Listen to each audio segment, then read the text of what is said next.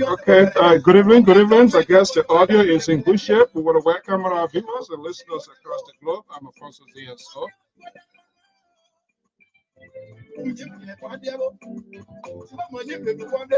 Good evening, good evening, good evening. We want to welcome our viewers and listeners across the globe. I'm Alfonso Diaz of the Liberia Public Radio and LPR-TV. Thank you so much, Sissy. It is the Liberal was trying to tamper with my audio this evening, but we are rebuking. We want to welcome our viewers. Thank you so much for joining us here. This is All Things Considered. My guest is here, and we're going to get into the first segment of tonight's program. Welcome. This is Fred Taddy, and this is a special way of welcoming Mr. YORMIE. Thank you for whatever you do in Liberia, not for politics, not loving, but you're impacting life. However, we want to get to the details. Let's get a little more of this music.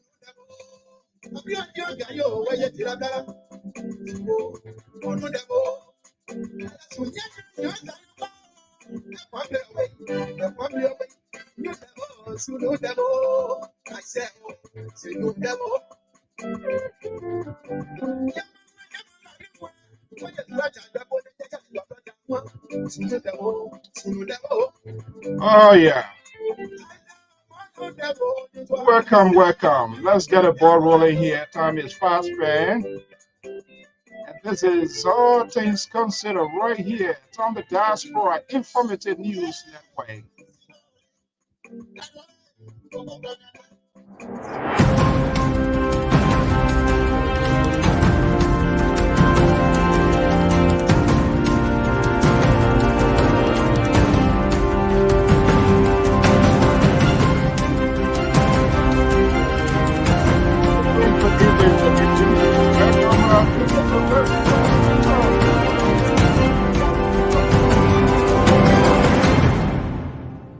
right. Good evening. Good evening. We want to welcome our viewers and listeners across the globe. I am Afonso Zienso of the Liberia Public Radio and LPR-TV. This is the rhythm that introduces the program, All Things Considered, right here, right now.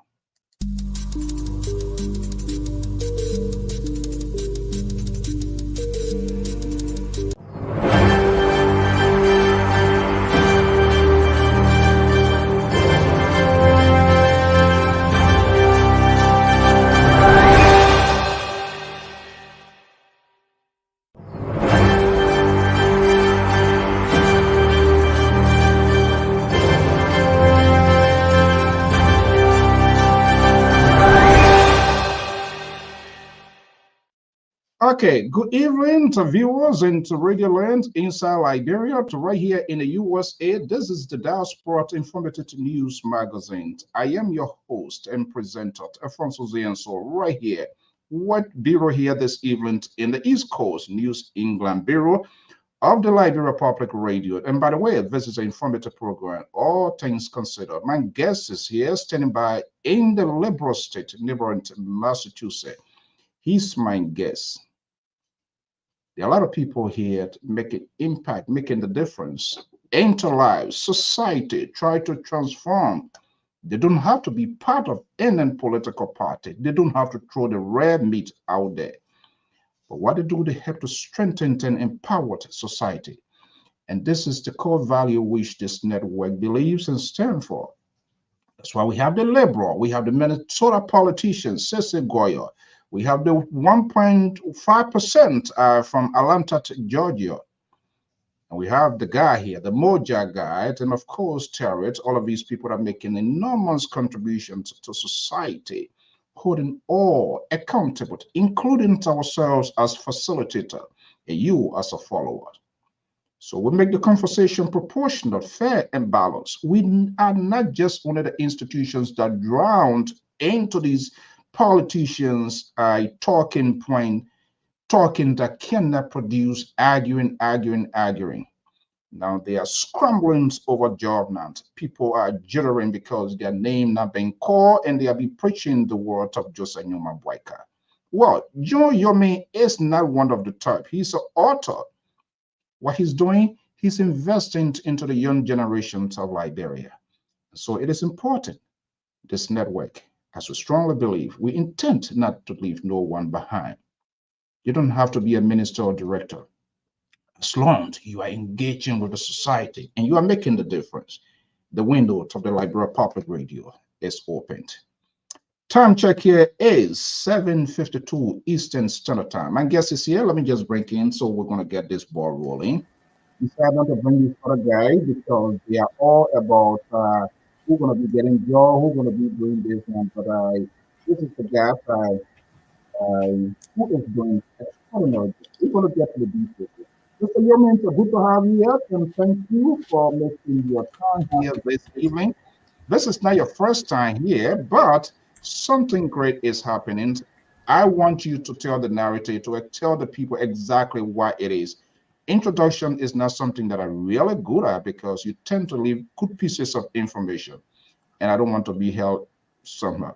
So welcome, my guest. You are in neighboring Massachusetts, right? Yes, I am.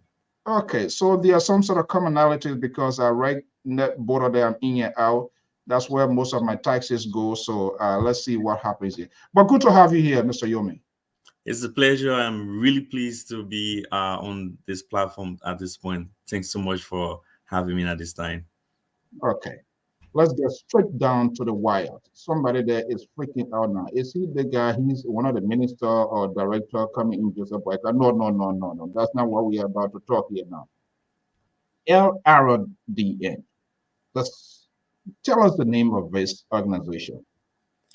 Yeah, so thank you. The acronym LRDN stands for Liberia Research and Development Networks. Liberia Research Development Network.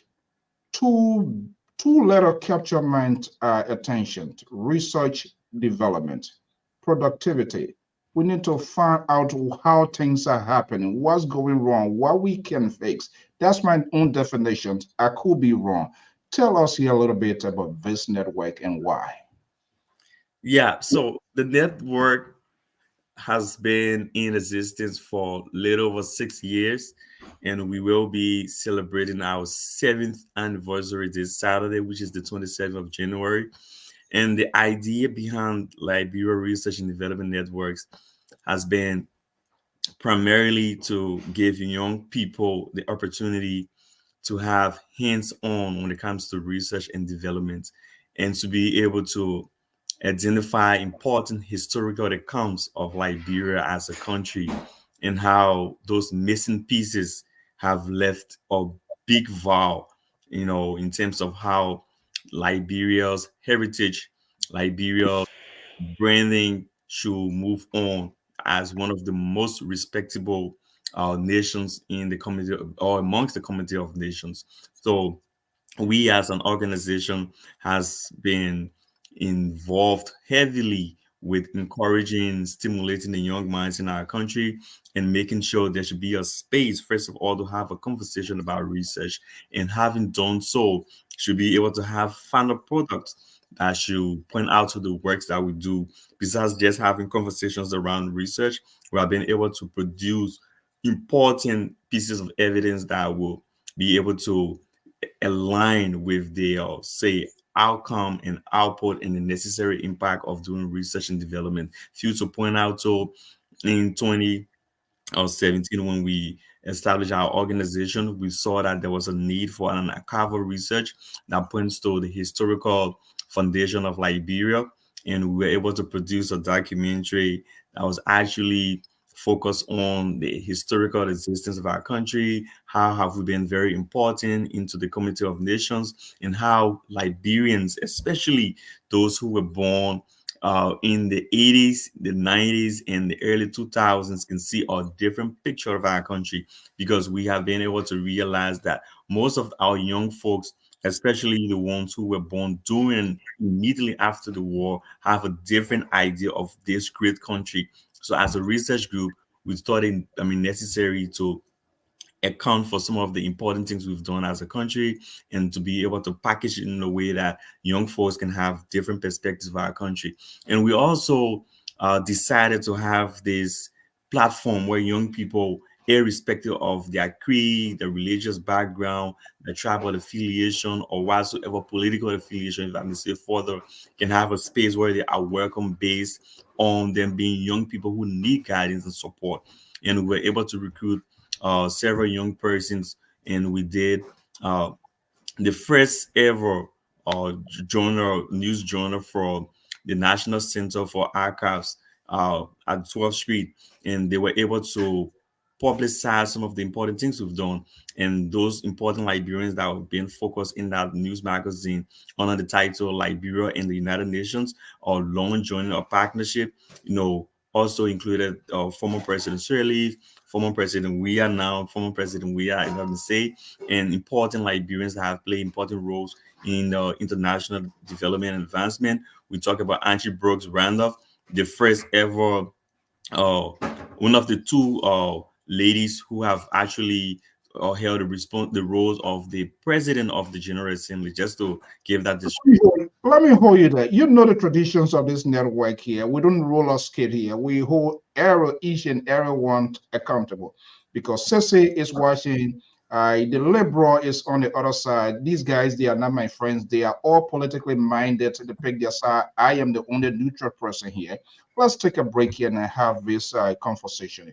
What is it? How this idea came about? Young people, other people, more or less drowned in this politics, given this sort of thing. It required energy, time, and a lot of effort, resources here. Let's get it out here.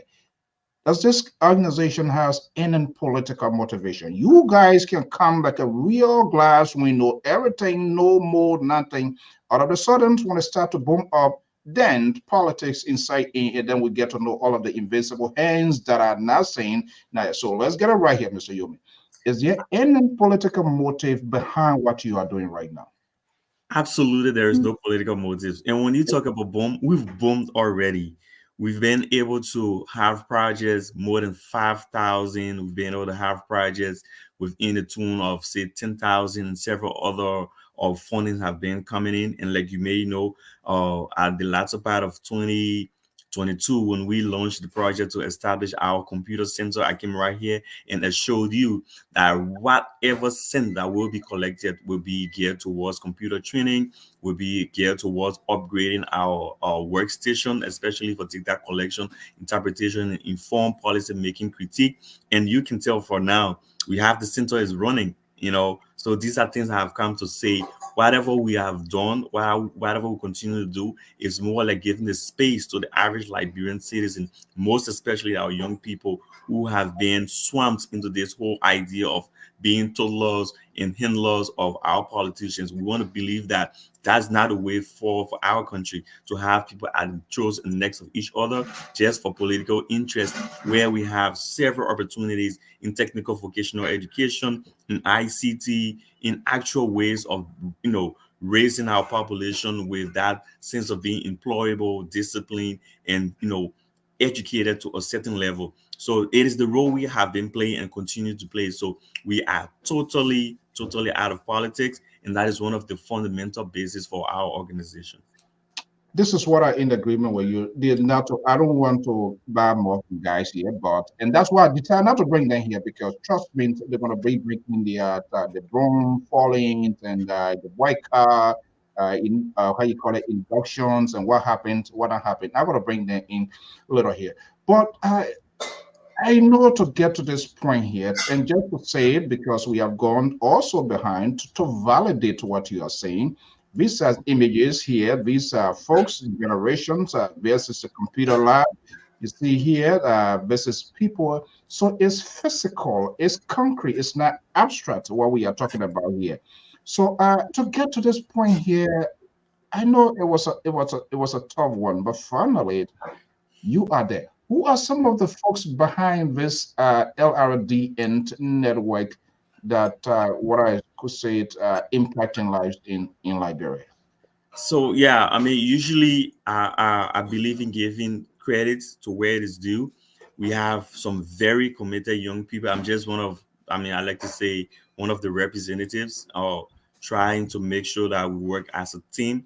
So this idea came about from four young people, and Hmm. we thought it was important to work together. And from the scratch, we did our article incorporation draft and everything with my understanding and few of my colleagues' understanding into legal drafting, contract arrangement, agreements, and so forth. We're able to get all of our paperwork, invited some very notable people in our community who are very passionate about youth development to serve on our board. And one of those persons will obviously be the late Reverend J. Emmanuel Boyer, who was like every time supporting and guiding us in the process. And we decided that my dear friend Terry Sokro, my good friend P. Samuel Goe, and my dear friend Takamundolo, and other people came in, like our friend Patience Cotier, and several other ladies came and joined us to make sure that we establish the organization squarely on a voluntary basis. We put in hours, we put in time, we brought in our expertise, we put in our financial resources to make sure we could have office space, we could have our rent paid, we could have our bank account charges paid, just to make sure we can give a space to young people and feel respected and loved with no sense of partiality. So that is the kind of dynamics we have lived with since we established the organization in 2017, and we have been moving forward. It's more like a youth-driven organization, and ever since we got established, we've been partnering with other organizations like Youth for Change, Alex Divine, or the Yeah. iCampus, or Luther Jacket, our dear big brother Lawrence Yelu, and several. I mean, the list is just endless, but we have been able to convince people that this is about public trust. Try and be a part of it. It's about young people. It's about Public, giving. public. Yes. You met something that this is one of the vacuums in the country everywhere, even here in the diaspora. Trust is something that is very difficult to end. People start on good note, good footing. The next thing, then they say the devil. They are the devil. Devil don't just fall out of the sky. You do devil things, and then devil incidents will occur. Um, From what I'm hearing, this is strictly voluntary. You putting your own resources inside. Another thing that is a problem in the diaspora, this leadership crisis. Everybody want to be the executive director, CEO, president, whatever name they call it, because at the end of the day, you're going to get a shorter path. How easy was it to get to this, to get to settle down with a leadership stuff? Was there anything? How rocky was it? I can tell you, Mr. So, it is important to live with colleagues with that sense of respect and gratitude. Everything we did from the very beginning, we knew each other in the room. We knew who could do what. We knew how we could get out. Everyone knew that they had a certain level of expertise and they needed someone to push them around. All right. So it wasn't about who was more educated or who had more financial resources or who had more connections. It was just about group of people in the room and saying that, hey, at this point in time, we need to come together. We need to concentrate our efforts to make sure that we can have an organization and everyone with their own advantages can be able to make a team that is so solid and be able to get out there. And that's just how we did it. It was nothing like I am this person. I want you to be that person. We sat in the room. We have lived with each other. We have worked with each other. We knew who could do what, and we just sorted it out very easily. And ever since we started, it has been that flow of respect. No, no politics into this sort of No, event. So no, no. We just decided that this is the way to go, and we have been going that way with flow of communication, open finance, sharing. Whenever we had contracts and needed to recruit people, everybody will have an input. I mean, it's not about who's giving what more. It's just about that shared respect, and I think that is one of the things that is lacking in our society. That sense of consensus building. It's more important to have rules, but when you have people who respect one another and have the shared goal and value, it makes it very easy. There is nothing about competition. There is nothing about corruption. There is nothing about trying to overlap function or trying to overlook another person. It's just that shared value that we've had over the years, and that has kept us to where we are today and having the whole center providing free computer education for our young people in Liberia. accountability is one of the common concerns that we have. Financial accountability. Very Even key. though these organizations are pro bowl, people put in down, but is the accountability aspect is also enforced. Very much so. I can tell you for sure. We have one of our first projects we implemented for the Chinese embassy, and to have Chinese funds going out to a very new organization, it means that they must have done some background checks. We have faces on our organization that could interpret the actual essence of accountability. And now the fundraising we do, we've had like 3 of those fundraisers going on already. You can see the faces that have repeatedly come on our fundraisers. One of the most recent was your own colleague, Cece. You know how very critical Cece Yeah, is. yeah. Cece Oh, will not get on the team. this is why nobody want to go in a party, because when he goes support, it's just is not a guy who gonna keep quiet, and people likes people to dance to their drum beat. He's not one of them, and that's one of the reasons there's some sort of even though he's that kind of politician who always stuff, but yeah, when it comes to that, he doesn't hold back, and this is what people don't like in society, unfortunately. But we have people who have the courage, motivation, that strength to say, hey, the starter course, or no matter what I is non-for-profit, because people also link this sort of name and began to do different things. People are there to stand out for them. That's correct. That's correct. And you'll find out that we have Hawaii Yomi Mo, Hawa Meska, or George Flomo, who is like the project coordinator for the NIMA organization in the Americas. We have what's his name? Musa Willie, who is the president of the Bombing Association in America. So we have diverse people from different backgrounds. And this is the kind of idea we want to bring for our country, because for a long time, the tribal sentiments, these structural violence have been some of the issues bringing our country backwards. It's not the lack of resources or the lack of intelligent and educated people, but the way in which our society has been structured has been more like entitlement, more about like or individual and arbitrary way of doing things. So if you have an organization like ours trying to raise a whole new generation, a whole new population, and trying to share our philosophy or share respect or timeless discipline or accountability, transparency, and hard work. Because where we are today, the kind of work we're doing in Liberia is not a typical or culturally accepted work we do, like talking about research. How many persons want to donate to a research project in Liberia, especially where in most of the resources are being held by politicians who want to have quick fix project, who want to have that project that would just be cosmetic and have elections coming and wanting to have votes. It's not about a sustainable project that we have to take some time, get nurtured and get mature, and over time have the impact. So what we've been doing has been basically based on courage. To have what we have today, it has been courage. It has been our determination to make sure that we can have a space to, encourage young people to be welcome in that act of doing research. It has been happening. We have some folks who started with in 2017. Some of them now have graduated from college. They are working and they come back to serve, with that sense of volunteerism, because that is one of our key requirements. No matter who you are, where you are, one of the requirements for having joined our team as a volunteer, either as an intern or on some of our projects, you must have a proven record of community service. That is very crucial to us. No matter how it is, you can have the highest GPA. If you didn't have a history of community service, we would just tell you, sorry, you can't form part of our team, because that is one of the things that is lacking in our country.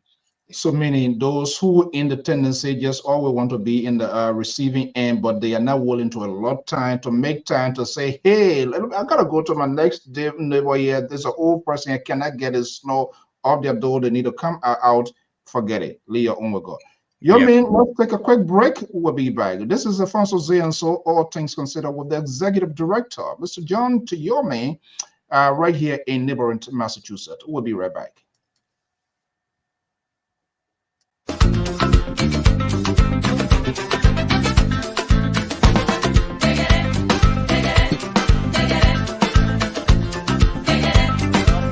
Welcome to Uncle Musa Grocery, 6523 Woodland Avenue in Philadelphia, Pennsylvania.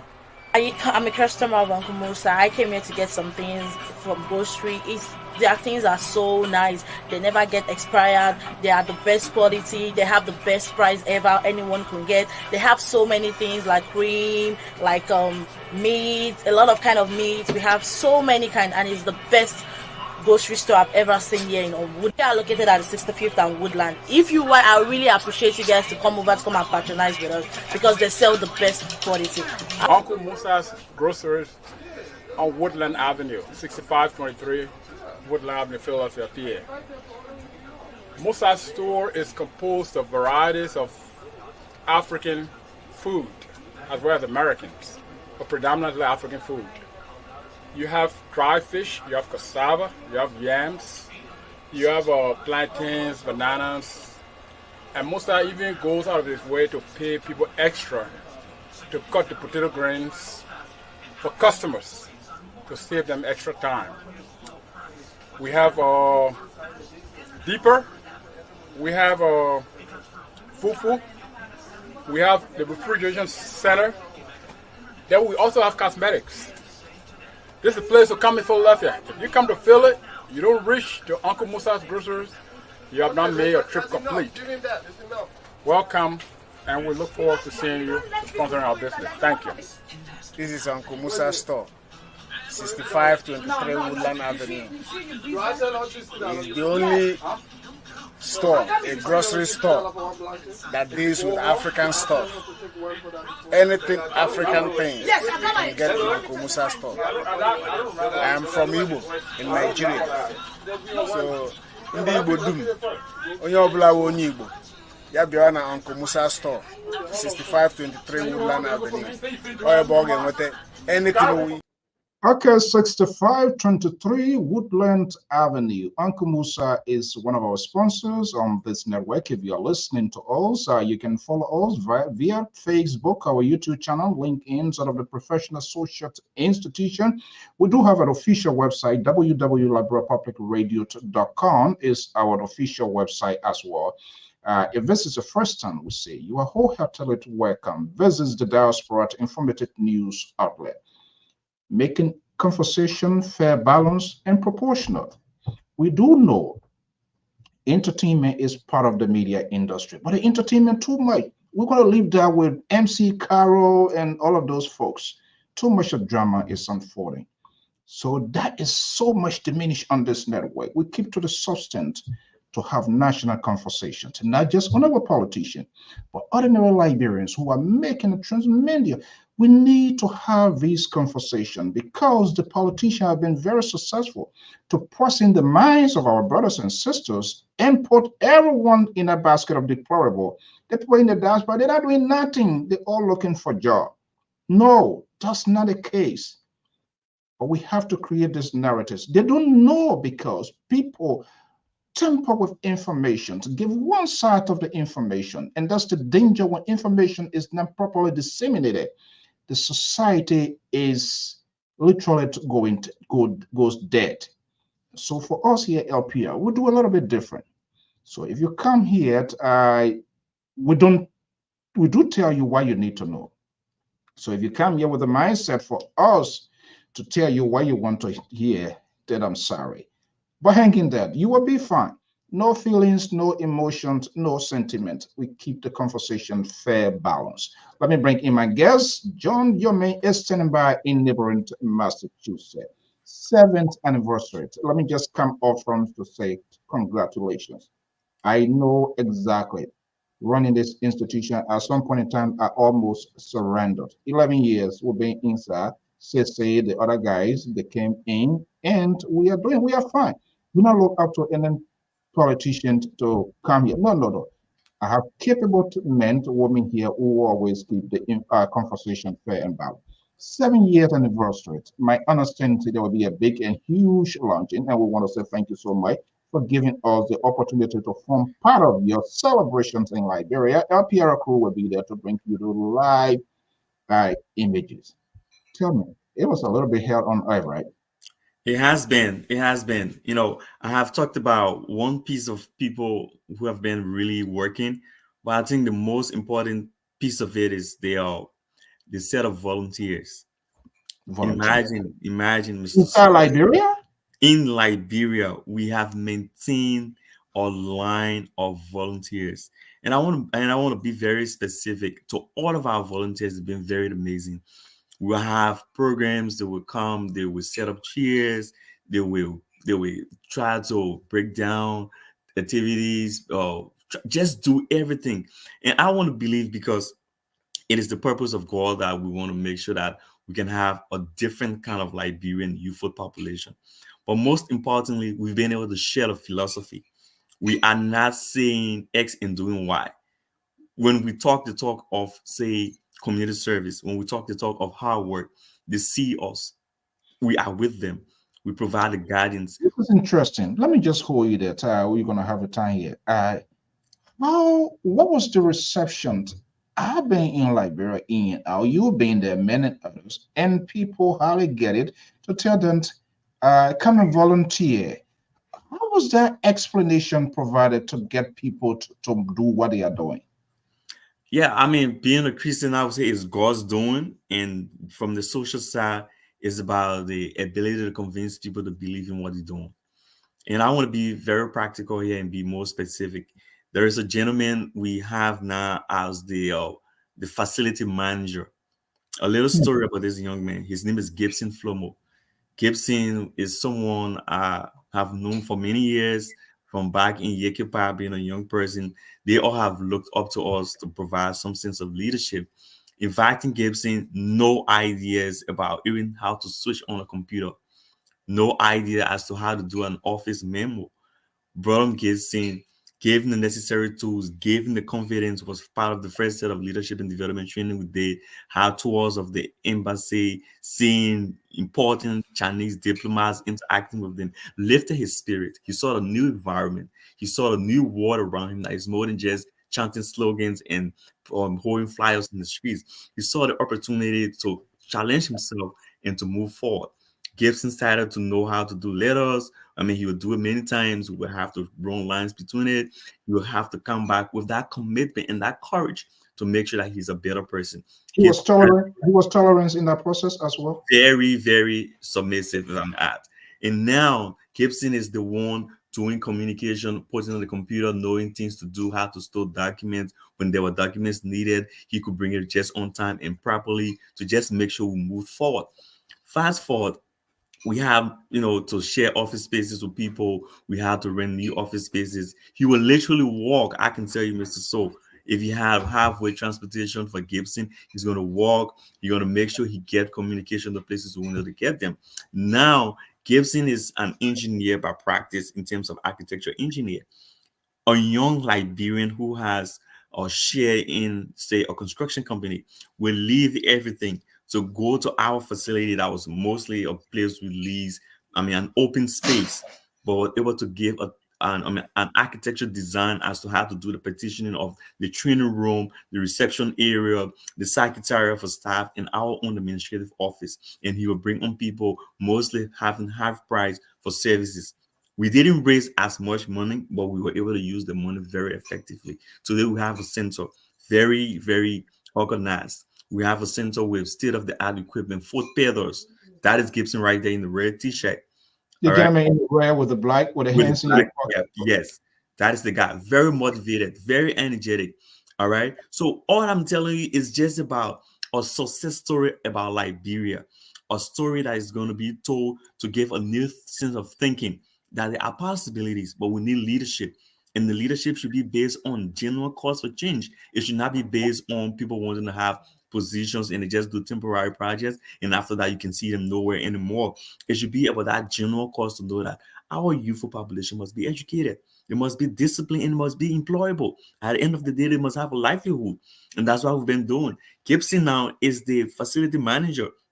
He didn't have to go through any other, say, sideline because, we needed someone else to come. Gibson has proven himself. We as leaders say, hey, give Gibson the leadership role and let him inspire other young people. And because of that, we have like 6 of volunteers going to Tinker's Village that is literally outside of Pinsville.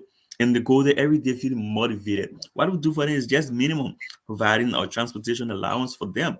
But they believe that they have. What are you getting your? And this is one of the things. Hopefully, people should not develop artificial leprosy fingers here, because when it comes to giving, that's running these things here. It's not easy. It's no different from what we do here. Everybody do their lay 1 2 1 2 double triples and all of that.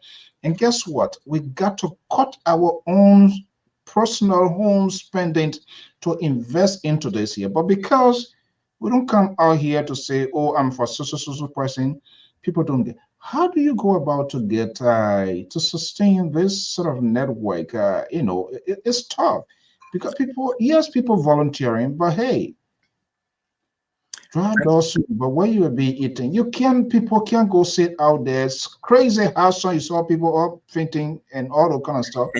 Not easy. Gibson will have his own family. Even if he doesn't have family, there's a place that he will put his hair in the morning. He needs to get out there to go to the place. And all of these things, I know it comes with a lot of financial obligation. How do you go about to get fundings, and who can be giving?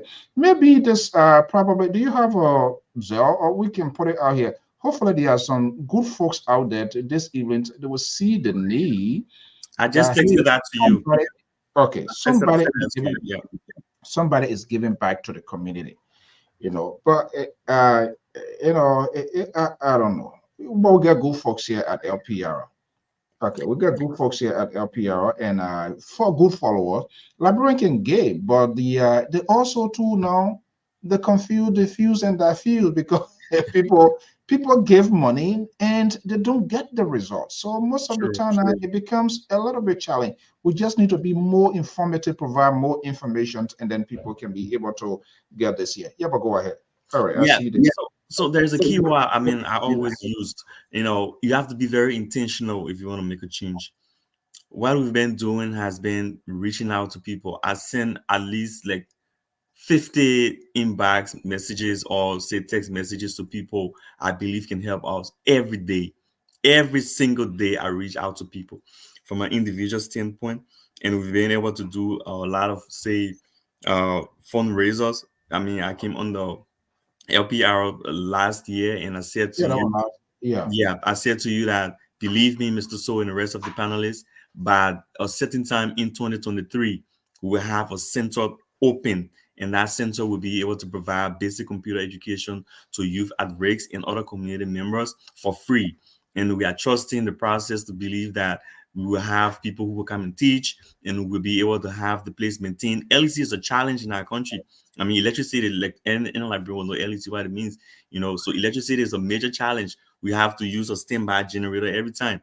So I'm telling you, there's a huge cost of running while we run, but because we believe in that light bulbs will be blown out every time because of power fluctuation in our country, we have to change of the things because of power outage and coming in and out. So it's a very, very challenging and costly venture, but we cannot compromise those challenges for the need of computer literacy in our country. Mr. So we are behind. Can you imagine? In this country and other structured countries, computer is the basis. If you went to every other area, you're going to have some kind of technology to use before you can have either say your purchase going on or your registration going on. But most of our young people in Liberia are not even, I mean, their phone is not even accessible to them before you want to talk about a Chromebook or a tablet or say or laptop You know, thinking about how you were Debra, what are you doing with Chrome and combo? So what I'm trying to say, that's a fundamental failure of the system. That's what we call failure by design. The way in which the system is designed for failure because there are things that connect you to the rest of the world. And the least to talk about is computer education. So we have people who are even ministers, all right, because of the system they were raised in, going to college and not even having the means to submit an assignment through email. It tells you that are not sensitive. That's why you see most of our lawmakers today. I like to pick on the lawmakers because they where most of their appropriations go. They don't even have websites. You cannot count more than 10 to 15 of the 73 or lawmakers in the lower house and the 30 in the Senate that will tell you that they have an active website that will provide information and even talk about our procurement processes and so forth. So it tells you that we are not aligned with the rest of the world and not doing things that are necessary for growth and development. So until we create that narrative, start to talk about it, start to create practices of how we can have that as part of our development system, is going to continue to be a problem and we're going to be lagging behind forever. So I can tell you it has been challenging. Fundraiser has been one of our major strategies. And we personally, I can tell you, Terry Sokro, who is one of the directors, several other people have been able to take personal funding. Sometimes we even compromise some of our family comfort, to make sure that we have these things going. It's a huge tax. And like you may know, some of the proceeds from my book goes towards that. It's just about believing in a cause to make sure that there can be a change in our country with no attempt to say we are doing it motivated on having society give us anything back. The only thing we want to have society give us back to have a population that is productive. And computer education is one of the most important things to do that. Okay, let's just make sure while we're going to be having this conversation, there are some good people out there. This is a national cause. These are people who are impacting. We all be yelling Zoko, Zoko, Zoko. But this is how to address it. And just to add, Mr. So, just to add on to that, we have two cohorts for the training we started in August. We had a first group of people that were doing transcription training. Like you may know, transcription is one of the very important aspects of research wherein audio files and other important documents can be transcribed into a proper order to be able to enable a proper interpretation, data analysis, and presentation. So we recruited young people. We administered a test to know that level of proficiency in computer, and they were recruited. Those are the ones that will be graduating on Saturday. And besides that, we have a special package for youth at risk, the ones we call Zogos in our country. And we reached out to this very amazing lady, Miata Kamara. She's famously known as Lady Love. She has passionately displayed the call for helping our challenged brothers. So she didn't call us. We saw some of her works and we reached out to her and asked her, can we work with you? We believe that all the work you're doing will not be finalized until there are empowerment opportunities given to these young people. So just the cost of our purpose has been realized through the project we're doing with her. So after these young people have been detoxicated, they're going through rehabilitation, in our minds, they should be reintegrated into society. So if they are not engaged, they would definitely have a U-turn to situations that we thought, were not good for them. So we don't want to have these situations keep happening. We want to give a skill development to them. So now we have a good number of those young people who are housed at our facility and doing Thursdays and Saturdays, they go to our facility. We provide free computer training for them, and they are there to make sure that they can have their lives advanced. That's the essence of what we're doing. That's the joy for us to see the actual reality. Some of the stories are very, very, emotional, very, very appalling. But we have people in our country that have talked about big budgets. The EU is giving money, or UC is giving money, tons of millions they're going to talk about, but the realities have not been displayed. That's the actual deception of the politicians and our public officials in our country, which we want to retest, which we want to condemn, but we are doing some of these things. We believe we don't have the moral standing to do that. So we want to make sure that we can let them know it's possible. The realities are there. We are doing it in meager resources. So you who have all of those big budgetary allotments coming on the radio and making lovely statements, but not actualizing it, you are failing your country. You are failing your generation. So we want to have this kind of balanced discussion. We are really, really, really open to that because we believe in the young people of our country. We believe in the possibilities that are surrounding them. So basically, this is beyond empowerment, integrations, and this is a key. And you're quite correct. International organizations, they pump in money, huge money, from the Helen Johnson Sirleaf and all of that. But up to this time, we just do not know how many Liberians. I'm not saying anything in TV right to say, okay, this period of time, these are the number of people. This X amount was invested, and these people here they are in society, they are accommodated, they are integrated. People wonder why people jack people's phone. Yeah, how the hell they can jack your phone when you have these people in the country, they financially abusing people, doing stuff, and then they're walking with an iPhone 15, they're doing it like this, and the ordinary man in the street there, you telling them, you know what, you on your own. And so if I would be on my own, I would take it and go sell it any kind of way because I want something to eat. That's not a justification of what they are doing, but because authority people in society are not addressing the immediate needs of their people, they just think it's not just about getting somebody out of the street, go in their place there, lay down, the next day they go back to the same thing. So it's like this sort of but from what you're doing, you get them out, you empower them, give them skills, and they gradually get integrated into society, making their diffuse that sort of human dignity, that confidence about themselves.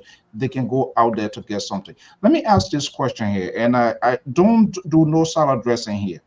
Are you been on this thing for a while? Have you in any way engaged any of the branches of any government official, any institutions, organization, to say, hey, this is what we are doing. We're not just talking, we don't just frown on you people. Well, we are taking a baby step, but there's a need that national government or organizations invest into it. Have you reached out to national government or other organizations with respect to what you are doing, and what are they saying? Yes, honestly, I used to work for the Ministry of Foreign Affairs, so they were very helpful, especially at the Foreign Service Institute. They were able to provide some stationary support to us at some point in time.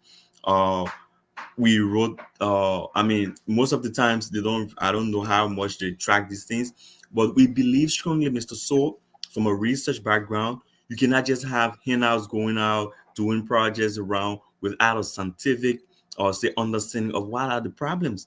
Some of these people just say, ex-combatants and so forth. No, there are some folks in the streets that were even look at the ground and say, then they diagnose the problem without even studying and making some sort of a nothing.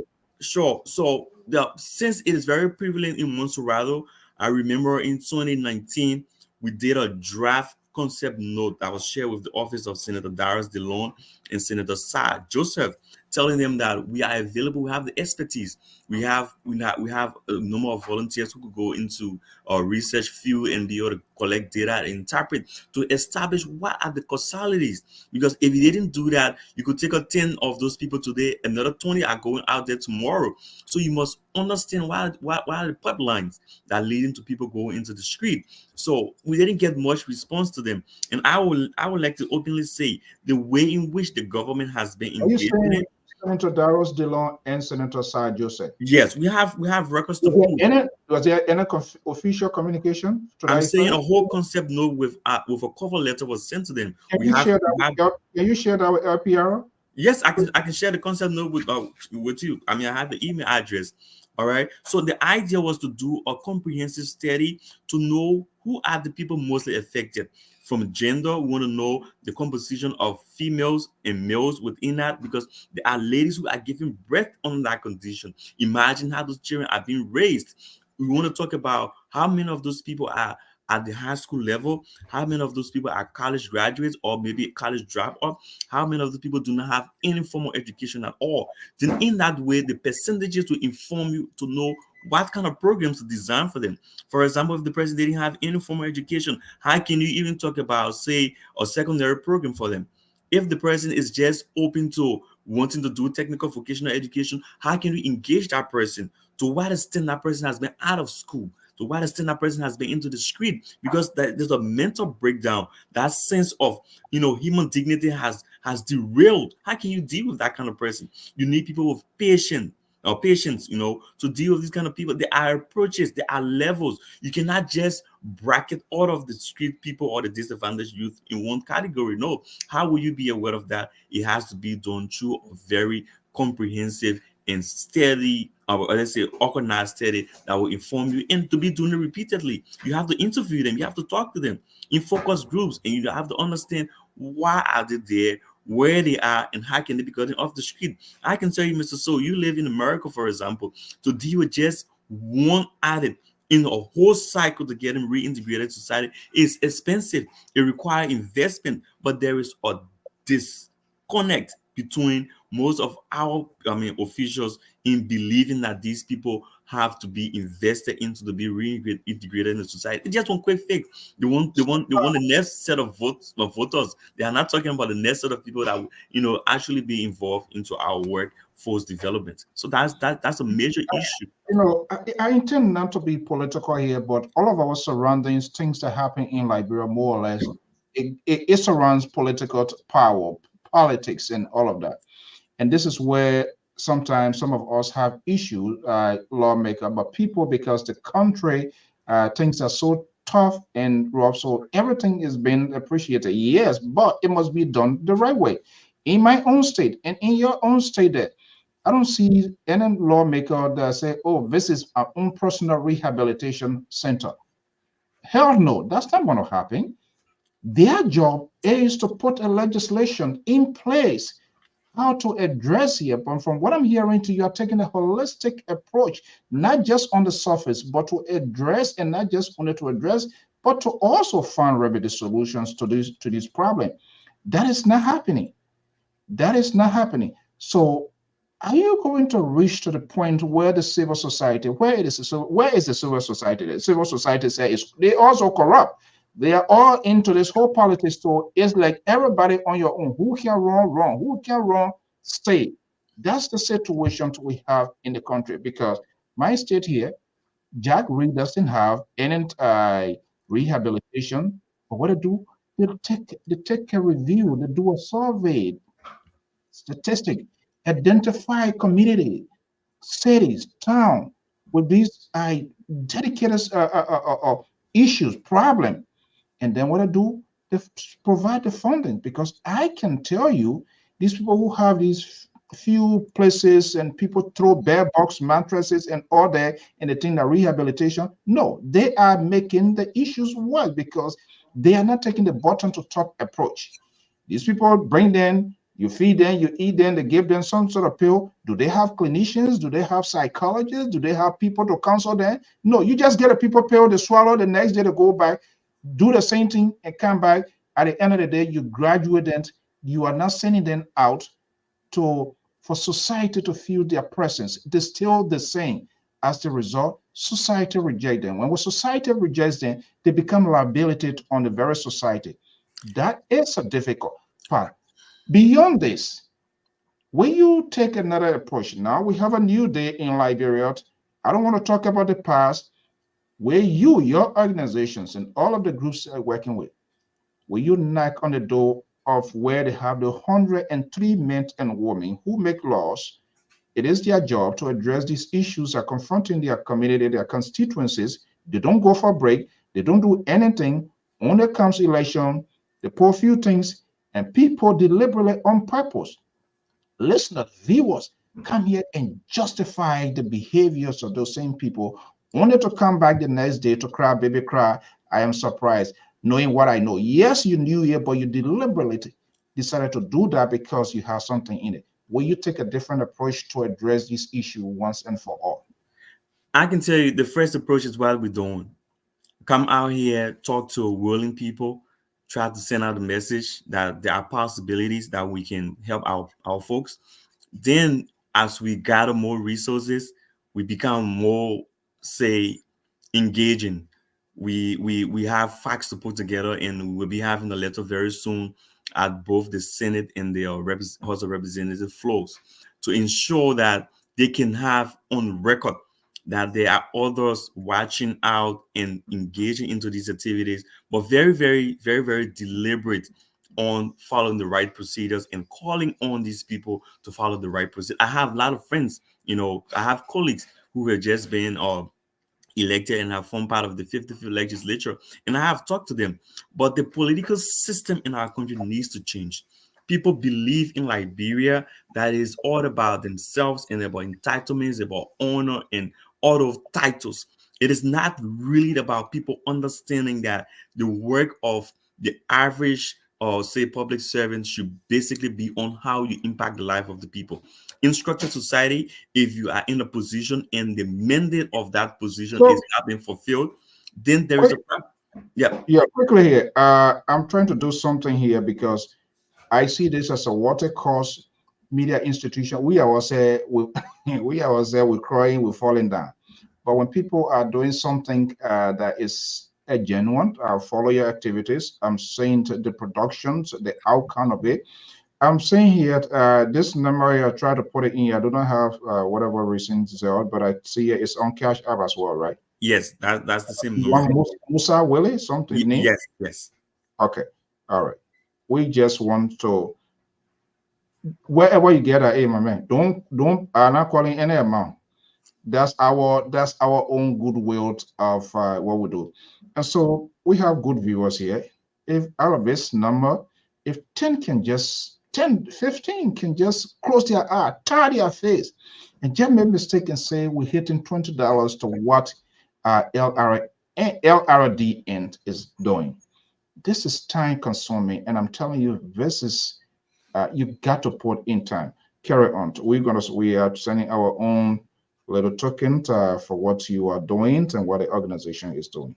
And we appreciate that, and that's why we out here to to encourage more people, because it's a big tax. Our strategic plan for 2024 is ensuring that we have another sub office in Buchanan. We're going to have another sub office in Yekepa and another sub office in Ganta, because we try to work with the YMCA to provide a space, and we have already gotten a lot of donations from our friendly partners in the US to send a lot of Chromebooks or laptops. Okay, so my man trying to mess with me here. They want transparency. Okay, share your own. Then my own was saying their way. Look, Unbreakable, don't go there with me. Transparency. Yeah, let BB word business. Say your own friend. The number there is on Cash App is on there. You're saying your own. They confirm me. I will tell you what I said. Yeah. Yeah. So Mr. So going back to the politics, we have to be very, very authentic in what we do. As we do what we do, we should be engaging our public officials to make them understand. Let me see. I think my sister, I don't know, Sister Rita, I think she's asking, is that a Cash App number? I think I'm not sure whether that way asking what is the I'm quite sure that's the type of that. Yeah, the number beside the 02 is on Cash App 267. I pinned the number, and that is it. Both Cash App and Zelle. Maybe I need to just edit and put both Cash App and Zelle, right? Yeah, that would be helpful, I think. Yeah, let me do that. Yeah. I mean, she's a humanitarian, so then my own mother, I'm sure that's what she's asking. But carry on. What I try to do, Eddie. Yeah. So the new approach should be about public-private partnership. The role of the civil society should be defined. The role of like what we're doing, research organization, think tanks, and all of these people should be able to have a role to play, and they should be able to identify important or approaches that will inform decision making in our country. So I would think the public officials need to be informed, they need to be checkmated, they need to be reminded, but in a very responsible and respectful way that they themselves can feel obligated in a way that they are respected as well. So I will be telling you that very soon we'll be getting back to them and letting them know allotment into the budgetary process should not only be about the renewal of cars, fuel and lubricants, internet, where sometimes they don't even have, but they still have these things in the budget for themselves. And seeing the very, very citizens that go into the queue to vote them, they don't have public libraries, their public toilet facilities are not even looking good. Research is not even a thing in most of the schools. And we just have to talk about it, have a conversation around it, and see how we can move into that. And I can tell you for sure, LRDN has been there. We are here, and we are here to make sure that we keep that dream moving as an institution. It's not about individuals, it's about the institutional framework we've established and to pass it on to the young people. Like I've told you, most of our volunteers are very amazing people. They take ownership of LRDN, and that's the kind of way we think things should be moving forward. So the batch that will be coming out Saturday, this Saturday, what next for them, and what will be the next move of LRDN? This is why we are having the program. The program is not just a cosmetic event to have people come eat and drink and to take pictures. It's about informing the Liberian population that, hey, we did a very rigorous recruitment. We had 21 persons apply for the process, and we reviewed their requirements that we had. We were able to enlist 11 persons into the process. And of those 11 persons, some did not come regularly. We could understand because of economic challenges. We had to have some classes, being redone, and we could not just have the kind of substance. So let me hold you. Now, talking about recruitment, is it within yourself or how this recruitment process too is being carried out? Because that's part of it. Do I have to be a shareholder or member of LRDN in order for my persons to be benefited? Or go in yours, I'm gonna like and Mr. So this is where I like people asking these kind of questions, and that's one of the points we have to work on in our public service and even our political space.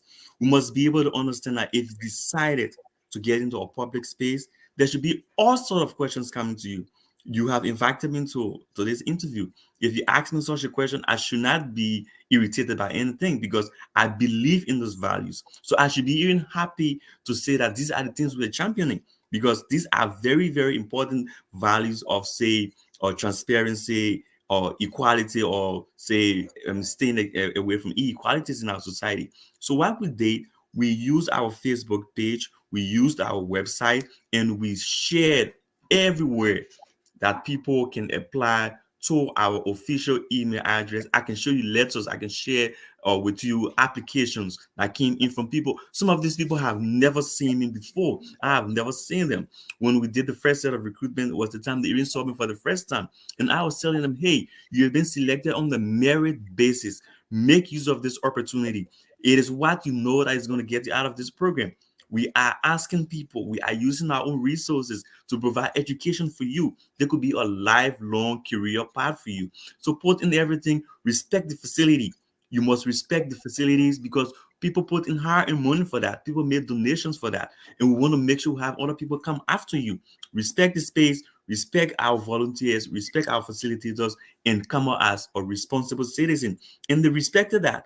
Of the 11, we have 5 people coming out. It's not just like come and go. It's not a come and go thing. It's a rigorous process. We want to make sure when they are connected with institutions that we started doing, we have invited our research organizations and other international organizations to our program on Saturday, and we explain to them.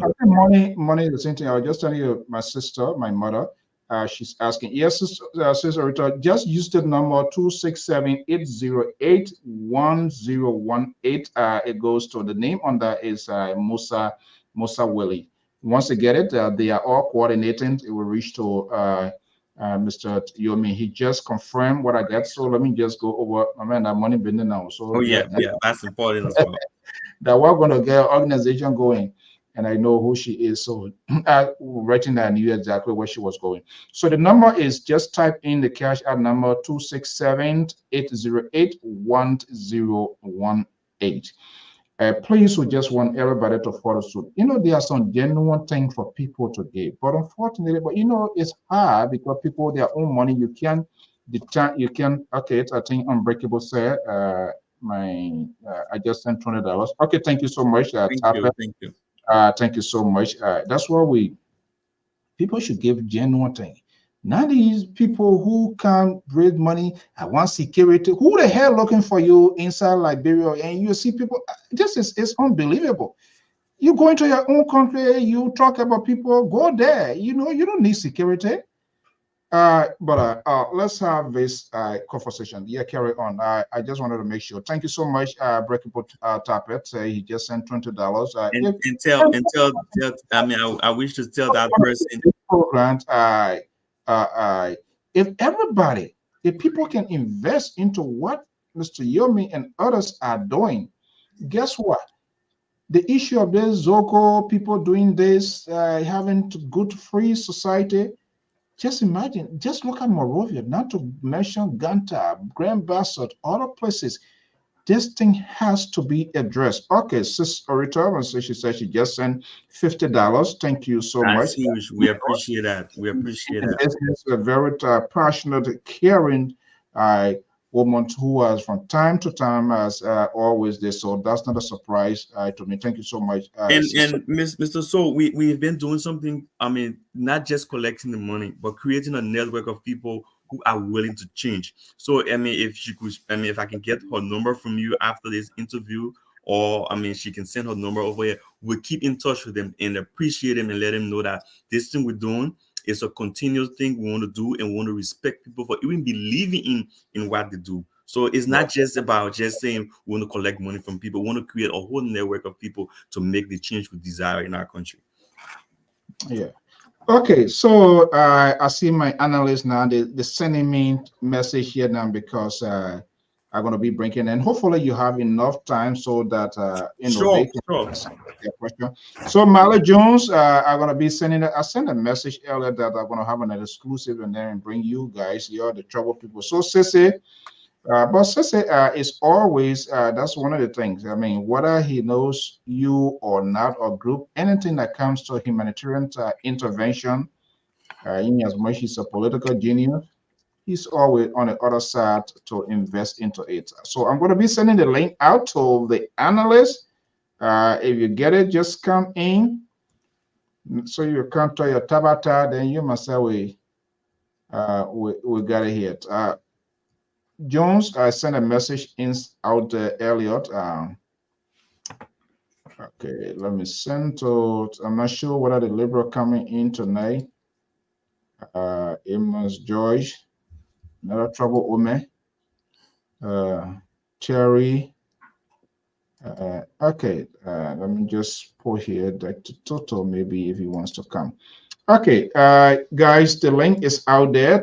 We're in an exclusive conversation with Mr. John YORMIE, is the Executive Director,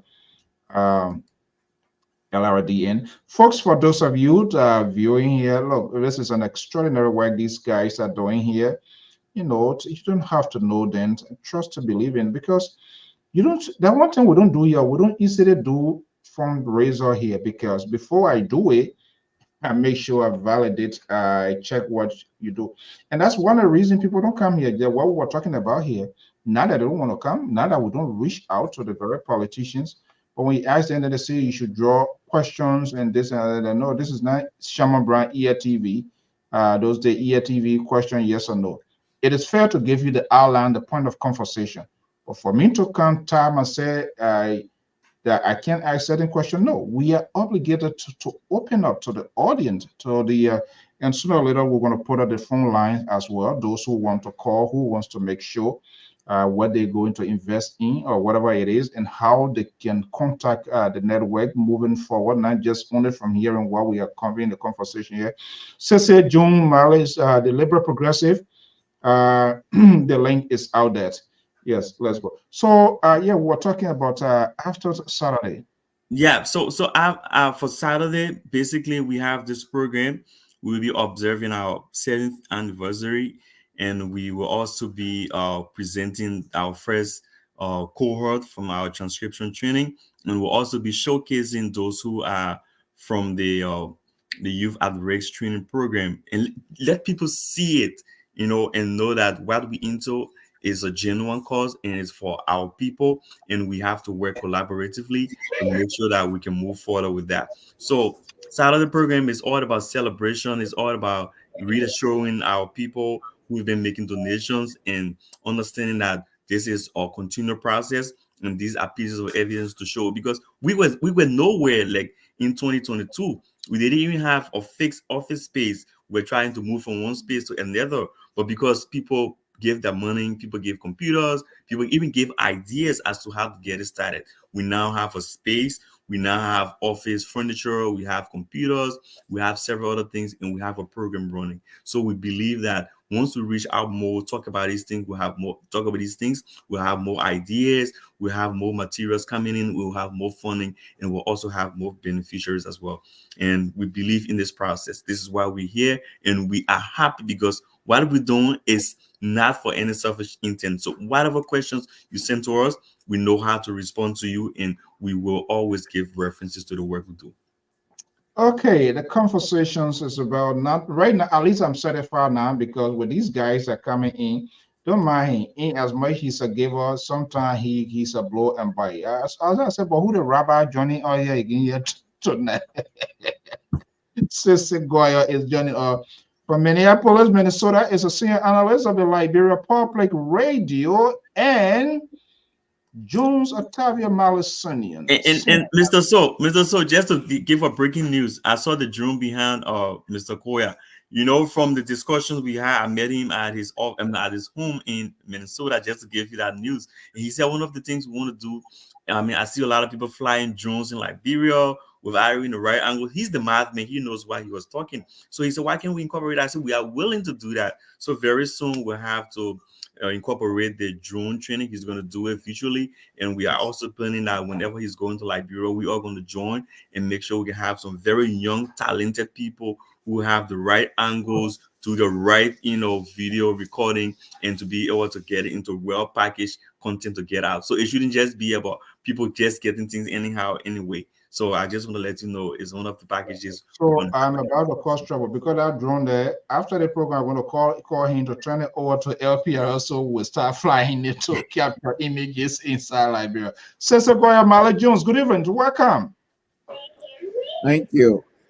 Oh man, John YORMIE. I can't say enough about this young man. This man is a gift from the ancestors to us. My brother, you know how I feel about you, Mr. So how you doing? Same here. Okay, great. Jones, good evening. Welcome. Oh, thank you. Okay, as you know, the traditions of this network, sometimes we go political, and sometimes we come by home to see those that are investing, who using little to resources of their own to change life, to impact society, to invest into community and society, make it more viable, to much safer than even those who are supposed to do it. So we have YORMIE with us yet at some point in time. Who knows who's going to pivot? But I guess you've been following here. Let me just start with Sissy. Sissy, I have followed you a lot with respect to also giving your own to institutions, organizations, and all of that.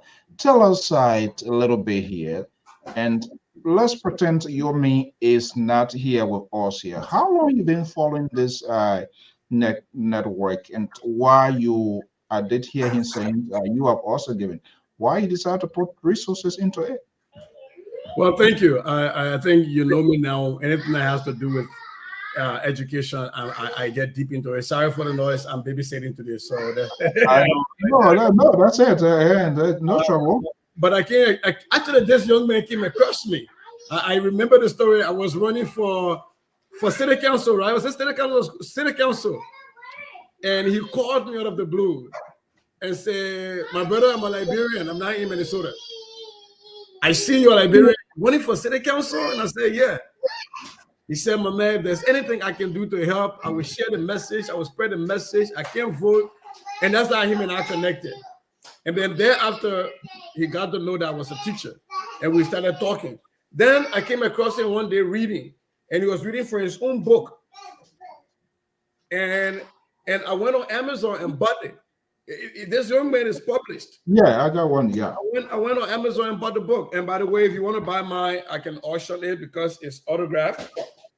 So it's an autographed copy. It's more expensive than the one on Amazon. But I started to follow him, and I started to see a deep passion and commitment in a young man. You know, most times Mr. Tour can sit down and say, some of the things I do now, he didn't do it at that age, and he feels proud of me. I feel proud of this man who is accomplishing things that when I was his age, I was still running around beyond Judah and Rantan. So for me, that spoke volume. And so when he started to do this work, he reached out, and that's how we started talking. I started looking at the work he's doing. And like you said, the last time I was on the show, I saw what they did. And I was so moved. And I said, but my man, during the political campaign period, all these political parties were flying drones, taking drone pictures. They didn't know how to fly. The National Police even know how to probably fly their own drones yet. What if we introduce drone technology? And I can come with the drones and we can teach it, and we can empower these young people to open their own businesses so that they can be flying drones, collecting footages for news and sending it to news organizations. Who knows? BBC might start buying some news footages that they pick up, right? And so that's where that whole thing came out about when they get out of training, how do we empower them? And so to answer your question, this is a young man I'm very proud of. I am very inspired by him. And because of that, I give whatever I'm able to give. And I think one of the things I have that I can give is my intellect. And that's why I volunteer to help teach drones technology to the kids. Okay, good. Awesome. Appreciate you, Mr. Koya. Now, so maybe there are other people before I go to Jones here. There are other people wondering here. They think, yeah, say, man, Bob Benedict, man, not sure they man writing book, this and that. Now, phobia, artificial phobia, or sort of phobia are going to kick into other people. Now, there are other people who will say, oh, but wait a minute. Look at this work here. How can I be part of this? What can I do? There might be people pondering as to how they can answer this question. Now, what is the set criteria to say, okay, I want to be part of LRDN, or can I be associate member, or what can I do? Who do you accept and who do you reject? We don't reject anyone. We just accept anyone with good heart, in good faith, wanting to help. Like I said, a lot of things we've changed in our organization has been because we listen to people.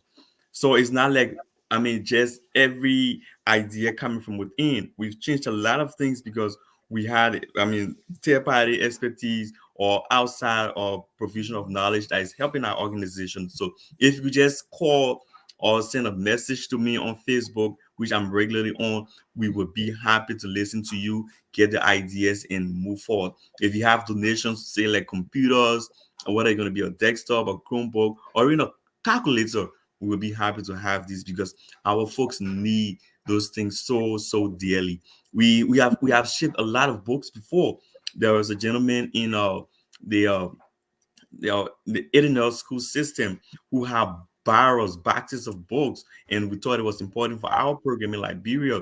We shipped it through Iowa, having one of our friends volunteer to drive from Des Moines, going over there and bringing all of those books to Des Moines, and we shipped that to Liberia, and we have been able to get to friendly organizations or orphanages and other people that are doing similar kind of work we do. It's not just about us. We went to other organizations, share with them to make sure we have a reading culture. We have a culture of research. And that is what is lacking in our country. Most of the people are making the kind of laws they're making. They are making the kind of reports they're making because they have not had a foundation of critical thinking. And it all has to do with reading and comprehension. In this country, you know how people ask, your kids ask you certain questions and you like holding back because they have been raised to do that. I respect people. So that's the kind of thing we want to do. We sit with them, we respect them, we talk to them as fellow Liberians and human beings to talk about the least. We're not saying, oh, I'm this person, I'm that person. And that's the kind of value. And I think that's life for us. And that's why we want to lay down. It's not about title. I'm SYZ. You are SYZ. So what? All right. It's about how much lives you're going to impact and be very genuine, about doing it. Right. And just to add on that, then I'll be quiet for a little bit because I just like to listen to this young man. The partnership he's talking about, they've actually reached out officially in my official capacity as director of Math in Minneapolis for a partnership. And those are the things we've been asking our government to do. They can't do it. A very, and not to belittle organization, but small kini organization like this. Small by my number, my presidential candidate got in the election, right? And they are able to follow proper channel. They emailed me officially in my office, not disrespecting me, because I'm a librarian, we just make a helper. They wrote me as director of math, Minneapolis Public Schools. We are looking for partnership. These are the things we've done. These are the things we're looking to do. How can you help? Now tell me, I'm taking that document to my bosses. How you think you're gonna look at that? Versus somebody that can say, "Well, man, I just need 3 boxes of bogo. Can you get me to send it somewhere?" So for me, I like I said, I'm willing to partner with this group and many other groups, but particularly so because of the caliber of people that he has with him, like my sister Hawa Mesga and my brother, Musa Willie and all these other people that have integrity, We appreciate that. Joining us from Minneapolis is the Minnesota politician. Terry Collins is here with us. Terry, good evening. Are you in Liberia now? Because I saw somebody posted. The NGMP company. You can see the lead. If I were in Liberia, you will see the leg going off. It will not be on. In the president, the leg burning now 24/7. Now like before, no comfort. Yeah. So that we're in the living room here. Yeah. All right, Terry, good evening, welcome. Sometimes we got to take a deeper insight, a visit of our community. Now people scrambling, who appoint who not do this. Come on, these things get people migraine. Sometimes you hear, we're addressing it for now. So people can know smart. Yeah, they come and call Neo. I don't know why you're doing here. Today I call all my former classmates for 8th grade. I collected the whole list. So I can show all my classmates for 8th grade all the way. Because I know that'll be easy. I went back to my Prima 1, but my Prima 1 school, they already burned it down through the wall. So I haven't found out what I want. The way I see the rubber hat on your hair, a lot of your knee in the making you. All right, well, we all want to be in the phrase. Yeah, they call you at least. We'll go in there and say, well, just saying. Okay, Terry, good to have you here. Hopefully you've been following the conversation. But folks, okay, Jones is back with Marley Jones. Let me just bring you on board. I guess you've been following the conversation and you're tweeting crazy. Are we on tonight? Yes, we are. On we go. But we're slowing down the game of politics here this evening and talking to a young progressive Liberian, not the other progressive type. I was just about to ask you whether if it's part of the progressive. Let's save that conversation for later. I wouldn't. So, Jones, I guess you've been following the conversation. Yeah, I've been following the conversation, which of course is not a strange phenomenon about the growth and development of local-based organization in Liberia. Since the demise of our civil war and we started to pick up the bit and pieces, there have been the proliferation of a lot of organizations, different form with different philosophy and different approach. So all in all, they have got good intent, but in furthering their deliverables, sometimes they fall short of so many other things. And we know now that organization these days should be characterized with transparency, accountability, and so many other things. So when it comes to donations, that's a brilliant idea. But the question now is, I have a few questions for my brother before I work with 2 organizations in Rhode Island here, and I even serve as a resource person to one of them. And we even sent a proposal to UNESCO. It was educational related. So I was wondering, I see our brother and his team struggling to be on top of water. Struggling in the sense that there is no source of income, but they believe in the philosophy they have put in place, and they will do anything to go at any length to make sure it happens. And I'm very sure certain portion of their organization is even playing the role of a government, try to bring some relief to risk youth. Well, we're using that word to qualify it. We can call them ex-rebel again. So we got to sugarcoat it some kind of way to move on, which of course I agree. But my question to you is this: what kind of population are you dealing with right now? So, thank you. We have different programs. So for the computer program we do right Yes, now. specifically for the computer program. So for the computer program, we have 3 programs that have been designed, and 2 are operational now. The first one that we have people come out as graduates on Saturday is basically for high school and people within the first and second years in undergraduates. And it is called the transcription program. So transcription is one of those important aspects of research in Liberia that is almost lacking. We have people interpreting and transcribing voice recording from Liberia, from Lofa, from Nimba, from Maryland, in Ghana, in Nigeria. It's a disservice to our sense of intelligence. But it is because we don't have trained transcribers to a certain extent to do the number of required data transcription that is needed.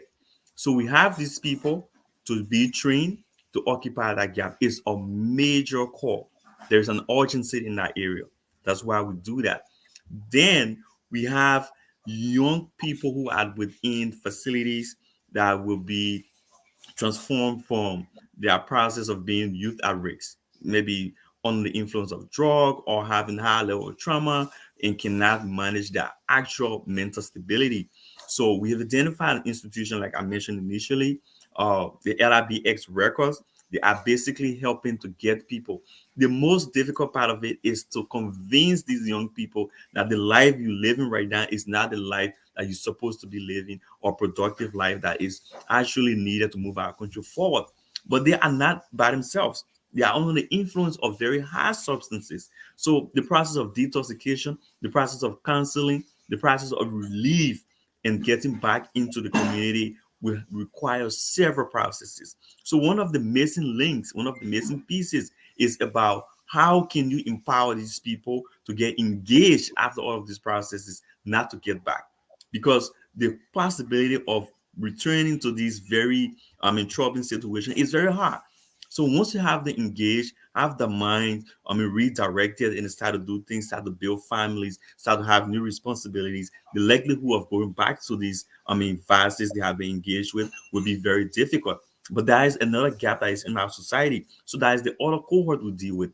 So the next program we're going to launch, which will also include that of CISIS project, will be something called the Community Impact Project. We live and operate in a particular environment.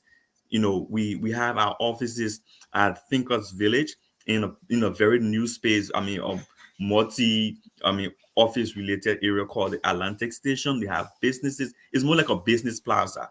So now we have community members in that place.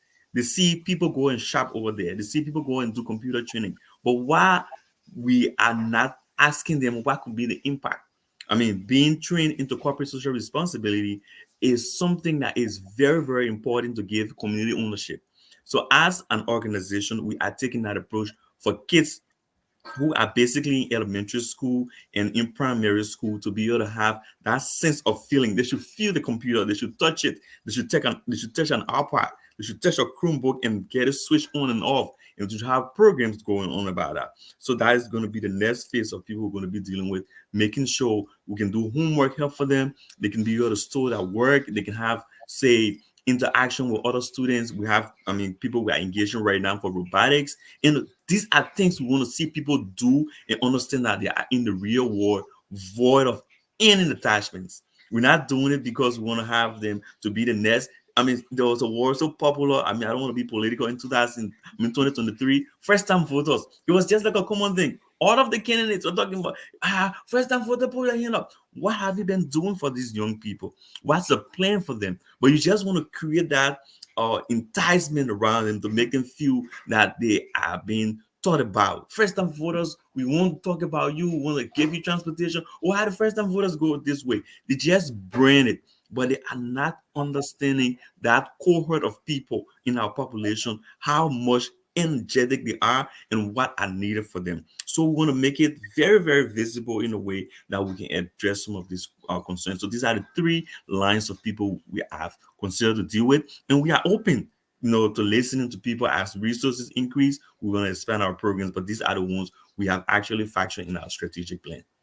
Oh, okay. Thank you very much. I'm asking you the question of the population because when a group of population lacking the foundation of education and you're taking them to the level of computer illiteracy, those are quite sophisticated era.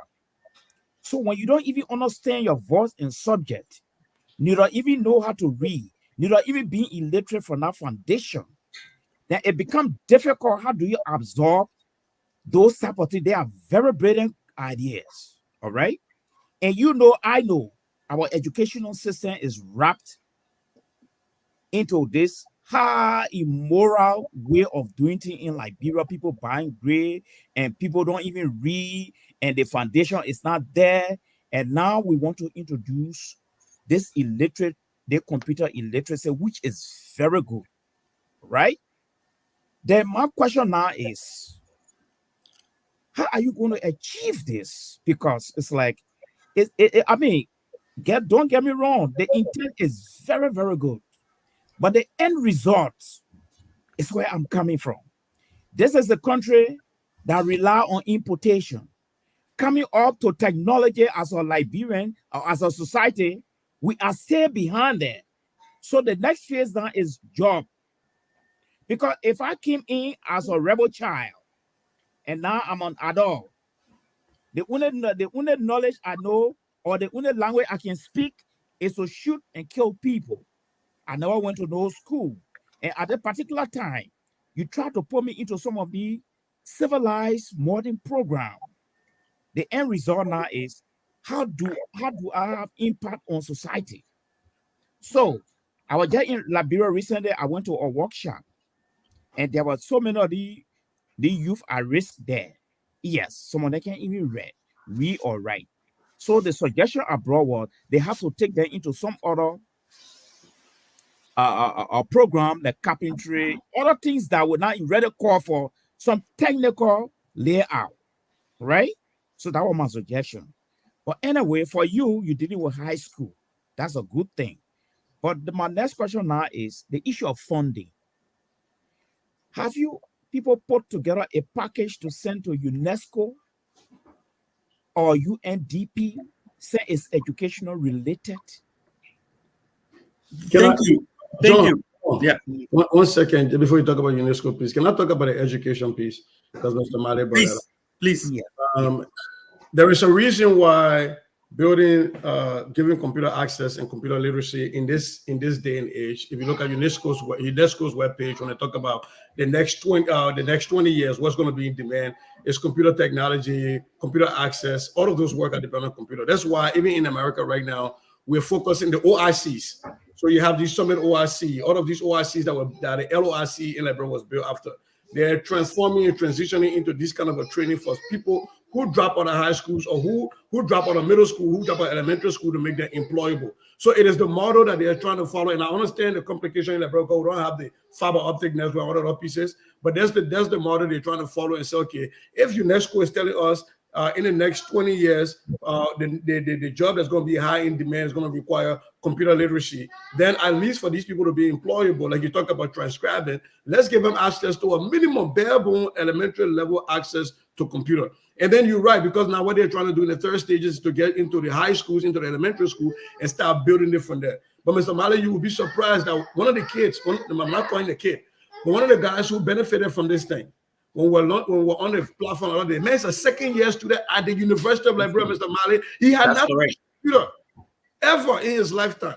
Yes. You know, we get. I know the point you're making is very salient. It makes a lot of sense, but they're trying to approach this thing from a 22nd century way of being employable and making some of those institutions shame. And say if we can do it, you should be able to do better. Okay, thank you, Sissy. I agree with you. 20 years from now, that will be the demand. But 20 years from now, we are far from that target right now. In the next 20 years, so now, from now 20, going on to 20 years. That's what I'm saying. We are still far behind 30 years right already. So 20 years from now, I don't know what we're going to be. Already we 30 years behind so many things right now. Okay? We don't read properly. We don't spell properly. We don't even write complete letter, even when we come from the most of all come from the university. So we are almost 30 years behind.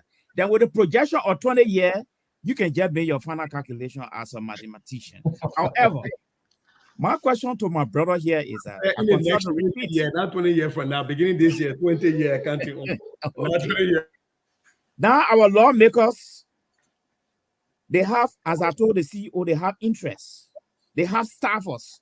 Some of the children, they just go on Google, quality education. Whatsoever that other man put are there, they download and give it to the chief. Whether he able to make assessment and compare it with the environment he in and the budget, that's a different thing. So, okay, you look at it, we'll look at it tomorrow. That's the kind of system we're running right now. Okay. So my question to you now is, let's get to the more important part. How many people send out a proposal? I like how Mr. Soke started probably you go ahead more like he's so serious. YORMIE, you see why I put that on layaway? Because I know these guys. You see why I put that on layaway that we have this sort of conversation? This is a moja man. I'm asking you this question because I work with a group here. The group went to Liberia and they had a very good intent, you know. But at the end of the day, corruption took over the organization. They were not accountable. They were not transparent. And I was one of the appointment here. As I speak to you right now, that organization has gone on the ground. The white man here, he let to see certain things. He is not going to ask you, send me a written statement. What are your statements? How you use them? But they don't get time for that one there. They will go to your website. Your website will tell them who you are. Your website will tell them whether you want to do just eating money all over the place, and you say you're doing it one, you're doing it one. All right? So that's why I'm bringing the question in, because the role you play, to be frank with you, this is the gap. Right after the war, the government should have come in to close that gap. And again, the United Party rescue people are going to take me on tonight, because the president-elect was put in charge of rehabilitation. Today, we have more Zongo. In the second phase, we will come to that. Yes. All right. So that the gap you people play now, just what the CEO is saying, we need to test the water now. Get your proposal put together and send it to the chief, because the chief, he wants a lot of good things. Let's see what happens. Because what I see now, that donation coming. There are so many chiefs in Liberia. Which are the chiefs? Which one are they talking about? The president, His Excellency President Joseph Boakai. Oh, I thought you were talking about coming back quickly, but I saw the way I dressed.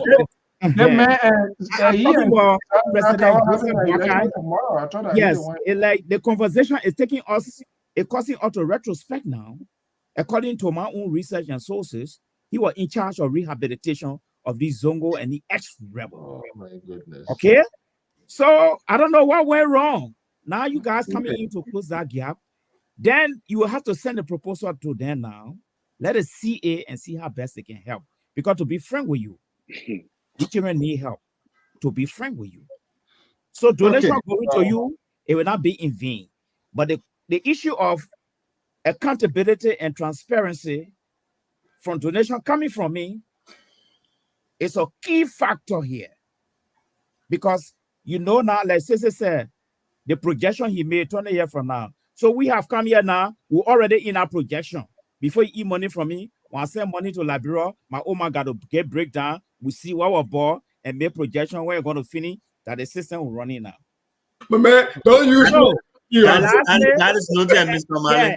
Yeah, and lastly, the lawmakers, I don't want you to waste your time. I don't want you to waste this thing you're doing. All right? They just don't like this kind of thing. They just don't like it. You know why? Because they don't have that foundation. Their focus is when the paycheck is coming. Anything in the miscellaneous there? Did the check come today? Those are don't have focus right now. So the modern thing you're doing, they don't have time for it. So we'll try to run it around, but the intent is very, very good. I can assure you. Thank you. Thank you. So, I know all of that, Mr. Mali. Thank you. Yeah. In order for Terry not to go to bed, like I said, we got a second segment of this. We're going to give Mr. YORMIE the chance to do a wrap out. Then I'm sure I will nail you guy, because this guy, I told him, you see the reason why I say I just wanted to ask Mr. YORMIE a few questions too. And, you know, yeah, sure. Okay. Because I thought that Mali put you to sleep. Yeah, before you come in, Collins, YORMIE, must ask the CEO to give you my number. And you say, yeah. So No. continue the discussion outside the platform here. Thank you. I'll follow on that. Thank you, sir. And that discussion will also include my contribution with a caveat or transparent. Get ready to Rio. They know say you 5 white people and 3 dissertations. Thank you. That's how we look also. We are happy for that. So trouble people are getting. I don't know where. Oh my Thank you, goodness. Mr. Mali. So you know why I'm doing that? I'm doing it for one reason. One reason. If Sese as complicated as he is, if CEO as complicated as they are, if they can follow their role, I think that no need to question it again. Thank you. Oh my goodness. We'll keep trying. Thank you, sir. Mary John, trouble in Liberia, not finishing yet. The woman, all of them get high. Before they put you to the paper, then no way this time. Okay, Terry, go ahead quickly. It's a great conversation. I mean, people are really making impact on society, and with Mr. YORMIE, the Musa, and all of those great people. I think this is why. And what his name, he's quite correct, because most of those people, they are vision killers. You go there, if you don't have strong heart, you're going to have your cholesterol, blood pressure, everything going to go up, because they do not want to see these things happening, and they will do anything to kind of like throw you. Tara, go ahead with your question, buddy. Yeah, I think the Senate, I don't want to agree with Mr. Mali trying to discourage you to make an attempt. The Senate is a new Senate. Every way possible you're able to lobby to get resources, try. Everybody, we got a saying, I say, everybody gold log and sheep log are not the same. You understand? Yesterday, in time past, when we used to rap and do rap music at the Marquis in Danane, nobody used to leg up. Pastor Rappo. Nobody. You're in Danane? Yeah, I was in Danane. I got to know Joseph Boyka family from Tantan Boyka, Jojo Boyka, that were Ami Moda, that we used to sleep in the same house. I know every one of them. But what I'm trying to say is that I was in Danane and we used to do rap music at the Marquis. We the ones started the rap that you see going on in Liberia now, that people jumping around, they say they're rapping Liberian artists and all that. But the reason we were not successful is because at the time, our chemistry was not in agreement with the Liberian people. Liberian people never knew what they call rap music. They never even had interest in it. So nobody knew us. But things are changing. And I love to see young guys who are willing to make impact in our society. I don't want to discourage you to say, my brother, oh, you know what? You can make it. You know, they can have. Because I have seen a lot of people that have come with these brilliant ideas and they did not succeed. But I don't want to discourage you, because I know that with the help of God, your enthusiasm, and the dispensation we are in, you can make the difference. The only question I wanted to ask you is, what is your level of specificity? And do you have anybody, because I hear you talking about rehabilitating, you know, people that are on drugs, drunkards and all that. Do you have psychology? Do you have somebody on your team that understand the dynamic of, you know, psychology, how to, you know, get people involved for them to be able to get rid of all those kind of things? Or are you planning to to upgrade, you know, based upon the level of support that you're going to get? Are you thinking on all those sorts of things? Thank you, Mr. Collins. And I mean, I like the motivation. We are really strong believers. If not, we will not be doing what we're doing right now. Because first of all, the space we've operated and continue to operate have not really been embracing enabling, but we have believed in what we do, and now we have established ourselves as a brand. People are like gravitating towards what we do, so we're going to keep doing that. I really appreciate that. But just to clarify, we are not the one doing the rehabilitation. We are actually doing empowerment service, but we saw an organization that is actually into that. There's an organization called LRDN Records. And just because we believe in genuine works, we've seen this lady doing a lot of things. We reached out to her and said, I think at this point in time, we can add, we can add a piece to what you're doing. And this additional piece would be about empowerment after these people have gone through the various processes of rehabilitation and getting reintegrated into the society. And it is working because they have been housed in a space. She go outside, get meals for them. She have people come and talk to them. She have people do the medical aspect of it. And I'm in trying to reach out to some colleagues that I know that are, very professional people in the area of psychology, trauma counseling, and trying to, motivate people into psychosocial activities and social emotional learning to get back into the society. So that would be our own contribution towards what she's doing. But for our piece, it's not really into the rehabilitation aspect of it. I just want to clarify that. Yeah. But I also want to give you an advice to reiterate what Mr. Mali said quickly, Mr. So. You need to have a website. We do. If there is one thing we have to do every time, we have it as a fundamental thing. We have the Facebook page, we have the website, even we have publications going on. We do different things, but I'm just being specific on what we going to be celebrating on the 7th. We have a program called the Youth Journal. So the Youth Journal is actually a project we do to identify young people. We send out like a call for people, like a regular academic thing, and we have a topic, and we select people based upon the abstract that we send.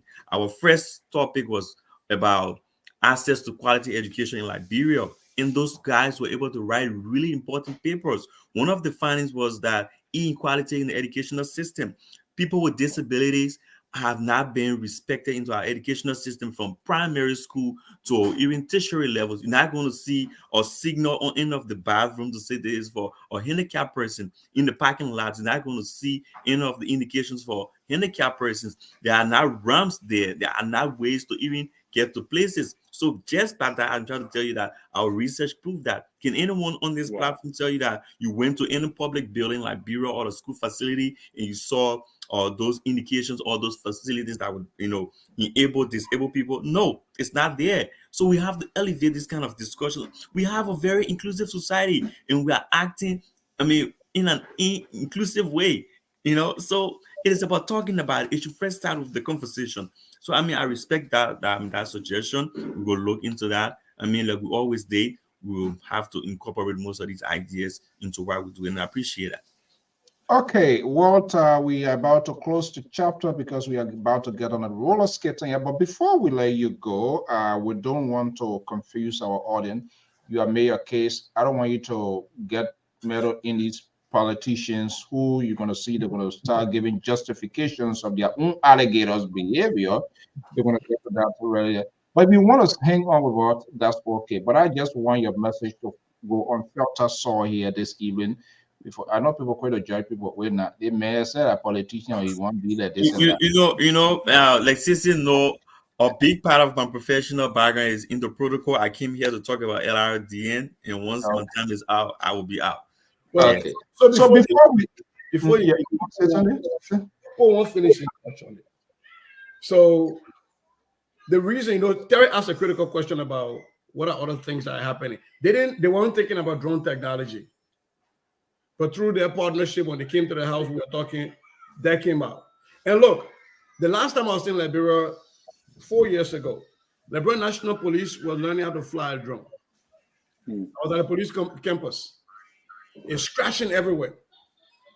So I think, let me try that thing. No, move for him. I said, let me try the thing. So I pick it up and lifted it, flew it, and let it rotate for a while, let it hang, They didn't follow me stuff that they didn't even know what's happening, and I landed it. So I said, who trains you guys?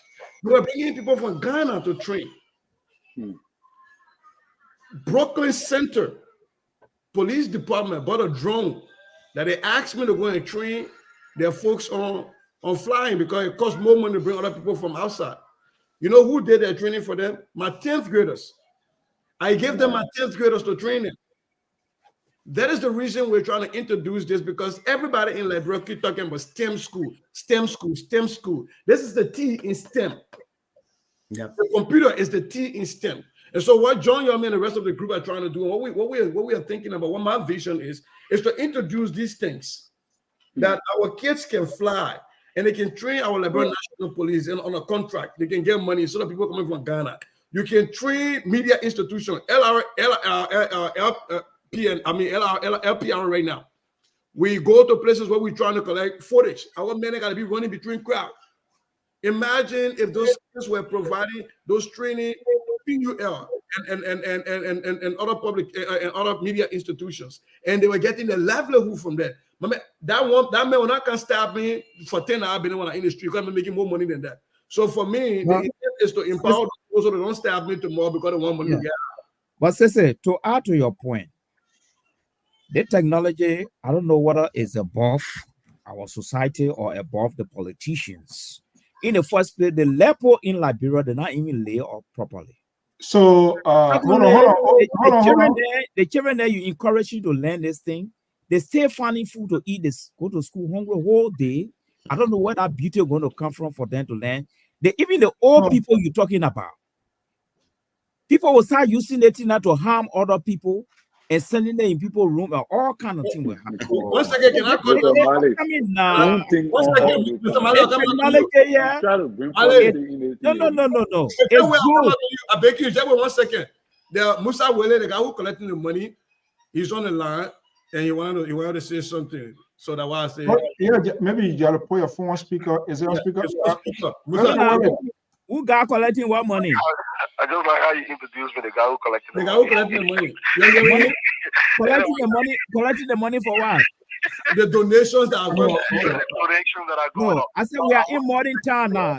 We're supposed to be sending donation to the bank account. Okay, fine. Let them finish talking fine now. Then you be sending money to an individual. Let them finish now. Then you do, go ahead, Pusa. Don't matter, I swear. I want to say thank you to LPR for hosting our brother John. John is the leader of our group. And again, a lot of people say Liberians are not supportive of each other. This group, this proves that notion that Liberians do not work together. This is not like a membership organization. This is just a few professionals that came together that decided to work as a team, tap on their connections and their network to help empower our brothers and sisters back home. And from the existence of this initiative, a lot of success stories have been told. And of course, you're going to hear some of the success stories on the weekend. And we want to say thank you to all of our donors tonight. Azion Sao donated $25. Josh Tapper donated $20. Orita Sao donated $50.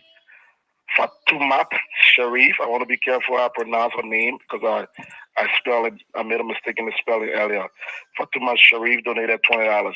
But it doesn't matter how much money you donated. It's just the desire to contribute to a cause. Is what I'm looking at here. So this is big. Want to appreciate the donors that donated, and you can keep contributing to this cause. This cause is a very worth this cause. The students that have started this program, if we bring them here to tell their stories, it's just amazing. So amazing. And they are bigger plan for Liberia in terms of technology and innovation. I think Mr. Goa just talked about the drone innovation that will be introduced shortly in the program. I don't want to take all the time. I'm not the guest. But again, I want to say thank you for inviting our CEO, and also thank you for just allowing us to come and explain about what we are doing and how we are doing it. Again, this is not like a big membership organization. It's professionals, group of professionals believing in each other, coming together and working on a cause and making it happen. God bless you.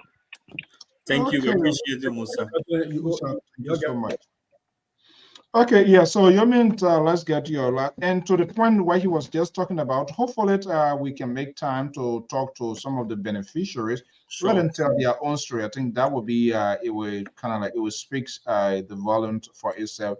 Please let me get time back to you for make a flower with me. Mr. Maria, time right No, all right, we'll talk that one that when we get like, when he goes, we get like 50 or 20 minutes here because they he full of trouble. So, I think you need to go to Bunny Sandals. Let them stay in Vermont there. So, Yomi, let's get your last word. Yeah. Thank you to the entire LPR family, which by extension I'm a part of. And I want to say to all Liberians, this is just one other time in our history that we have to look out to the most important things. You know, I see Liberians mobilizing most of the times, raising funds for different reasons, which is really good. But if you look into our country, our young people need so much help. The comprehension issue in our country is a problem. It's not going to be solved by just saying, hey, you have to do this way. They have to engage. They have to, identify these errors, those mistakes. Then they can have people guide them into becoming critical thinkers, innovative people. But that platform must be created like we've done. So I want to say thanks to all of our supporters. We have some really big partners that have been helping, giving the money, giving the idea, giving all the big donations. We want to say it's happening, it's working, it's progressing. We want to do more. We want to cover, most parts of our country because this is needed like yesterday. So I want to say thanks to everyone, our board members, our volunteers, which I consider to be the most important people in our organization. Our officials, just everybody who believes in making sure that we can have this organization going. It is about Liberia, it is about our people, and it is about making things work properly. And like I always said, we must have the real job done. Our people need it. We must do a void of any sentiments, any self or interest, but it should just be about doing the proper things and making sure we can have people to depend on. Like you may say the American dream, we want to have people coming and even doing better than us. Then we every time being proud to say in the 70s we did good. The children not serious and all of that. No, they are serious. They need guidance, they need support, and they need that space and that social protection to move forward. So I just want to say thank you and let love ring. That's the code we always have to share. Appreciate being here, and we look forward to future opportunities to helping our population in Liberia. Thank you so much. Absolutely, Yomi. Thank you so much to all of the men to women that put in time to get this organization, this network, resourceful network, ongoing anytime, any hour. But like on a serious note, maybe after the graduation, we want to make time to talk to some of those graduates, let them tell the narrative, let them tell the story for themselves, and that will sort of be eye-catching for some of their colleagues and peers. And people will know exactly the outcome of this network. But thank you so much. You were very explicit. Great conversation. I'm sorry if just throwing some things in your throat, but it was not on purpose, but to give clarity, let the That's audience. the life we prepare for. Look forward to more of that. Okay, thank you so much. Thank you, appreciate it. Yeah. All right, bye-bye. Bye now.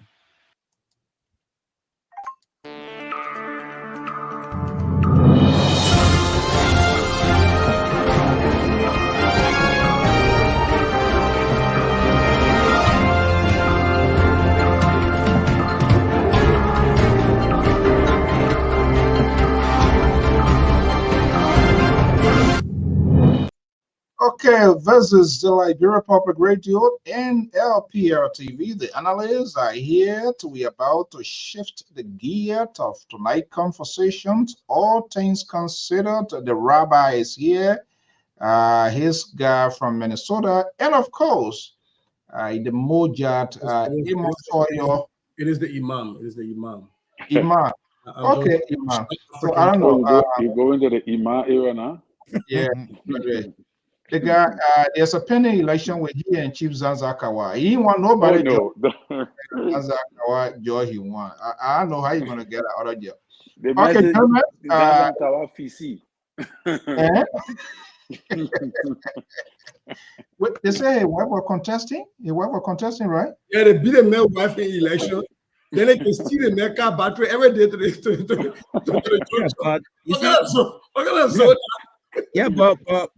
but Sister Zaza Kabal, I think he shot himself in the legs, pronouncing his loyalty to we are now he at the crossroad now.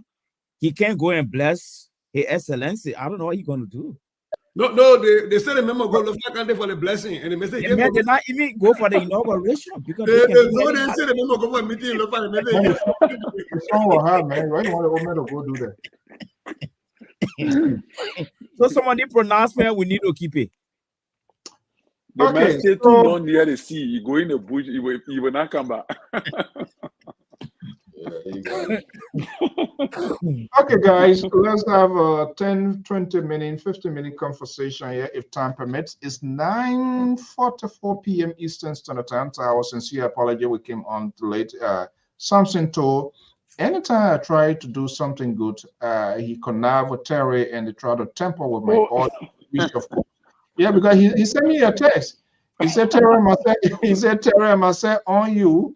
I tried to get Miles to join, but Miles said no, because all of your base in Rhode Island, blah, blah, blah. But I don't even trust. Miles said to who knows, maybe. I think he incriminating. I'm not part of that conspiracy. Okay, guys, let's do a quick push here. More names coming in.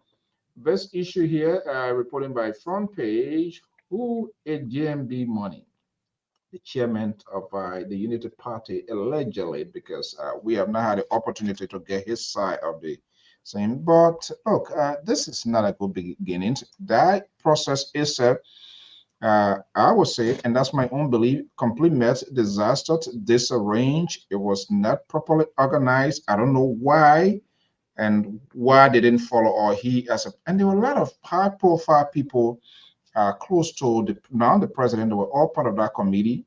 I can't remember the last time Antemiata Famulet ever even hosted an event for her to be entrusted with this such a high-profile ceremonies that brought in war leaders, international guests, and to see what is unfolding. I'm wondering who's going to be held accountable. But beyond that, presidential appointments ongoing. Marley Jones. Yeah. Where is your attention driven so far with the president's appointments? So far, we're talking about the declaration of assets. So I don't know what are going to be before or after the vetting, or after they go through the Senate. I don't know when that portion is supposed to come in. Yes, because the 5 persons that were announced, I'm sure they started work already. I'm very sure of that. Especially the Minister of State for Presidential Affairs, who's supposed to be handling some of the in-house thing. He already started work already. So I seen little messages on that. So, but again, I cannot jump to conclusion. I don't know whether when they settle down before they declare, or when they go through the Senate before they declare. There where I kind of I really need some clarification in that before I can get my tip on that. Yeah, but that's my concern right now. Even the president, after the inauguration, I don't know, he was supposed to give it before or after, but anyway, whether he's supposed to go to the executive marshal, because currently he's running his house now, attend to the office, and we got to talk about that later on. We can get the. Oh yeah, no, it might not be tonight because we need to go into a lengthy conversation.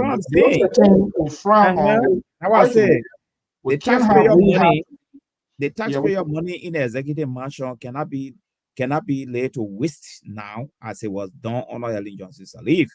So the papi is running his home now. So that gave me some time here. Maybe he's gonna move there. But my concern now is the declaration of assets. Yes. If it's already, don't conduct offices, do not have foreign missions, ambassadors, and all of that. So you start something and you want to walk by.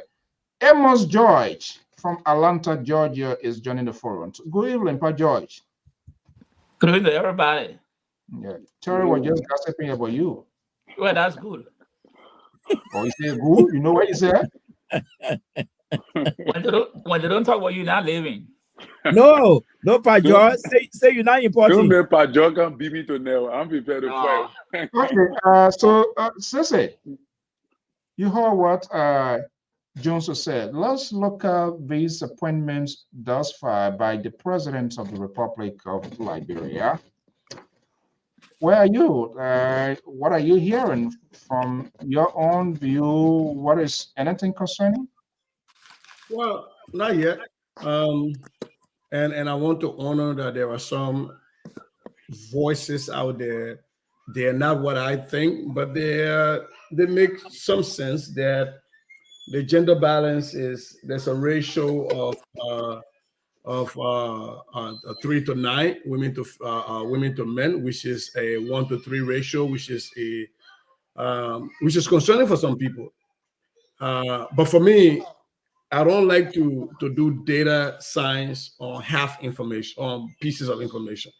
Like how some people think of winning election when 2% of the vote was in, and then they end up in flat, right?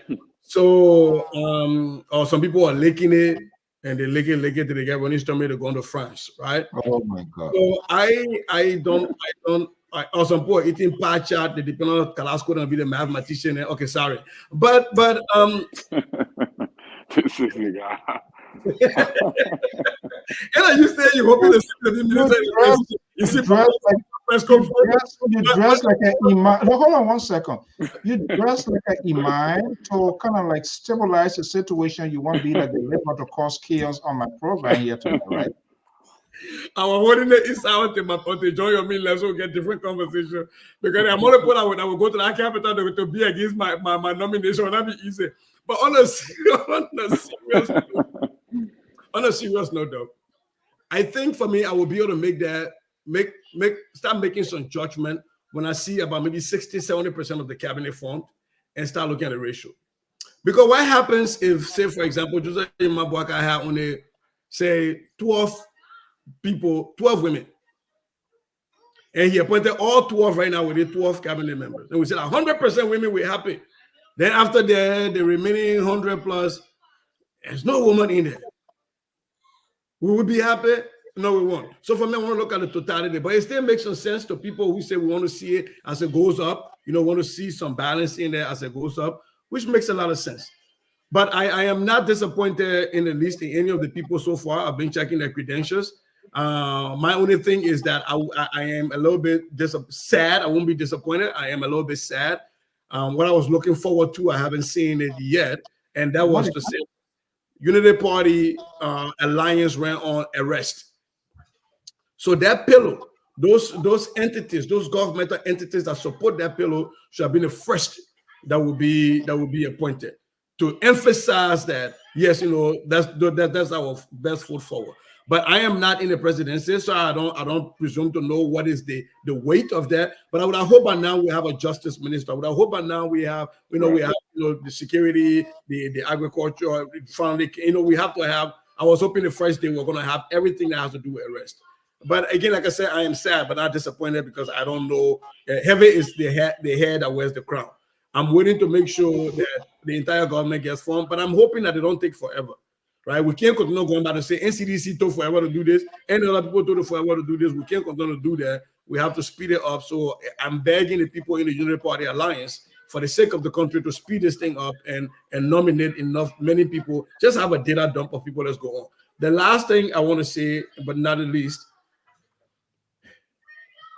we need to have a presidential press secretary real fast and real quick. I understand that why that is not happening either. I understand that Honorable Grisby, as the Minister of State, is in his power to be releasing those things, but it would be a little bit easier on him to focus on a bunch of other things when the presidential press secretary can be the one releasing these things and appearing on news platforms and other pieces.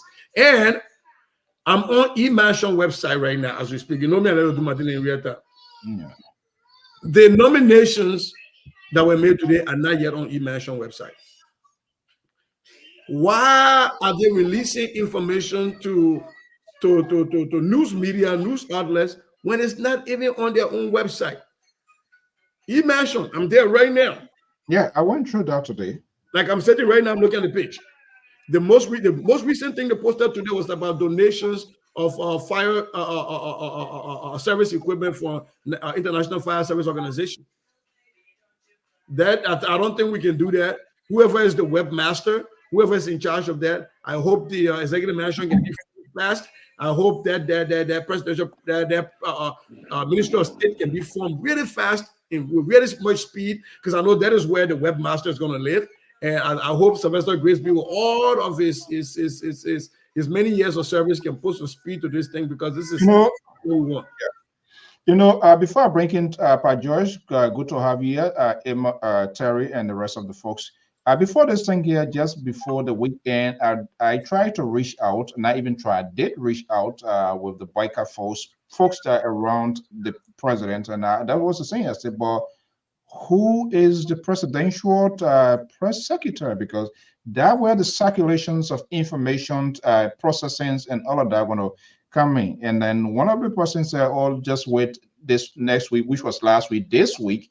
So I was anticipating. But then how is media institution correspondent can be accredited to cover the activities of the president? You can call this one, call them, but there are other institutions having full asset. And what you said, I don't know how they are going about to process these things, releasing. The media institutions is not this official spokesperson to release information. We shouldn't go back to where we come from. It's too soon. This thing, hands down, should have been addressed immediately. I thought that would be the first batch or first consignment of appointment within the activities of the president, because a presidential press secretary is like a White House lawyer called the Minister of Information. I've not even heard a Minister of Information, who is one of the official spokespersons of the government of Liberia. What is happening? Terry, you're lying down in Boyka's rehab office right now. What's going on? Well, I think the vetting process is going on, and myself, I'm kind of, I was saying, I can't pour spin on this thing here. You think this is what you guys do? We frown on this here, and when George Weah, after being in opposition for how many years, took power, only for us to see stay on.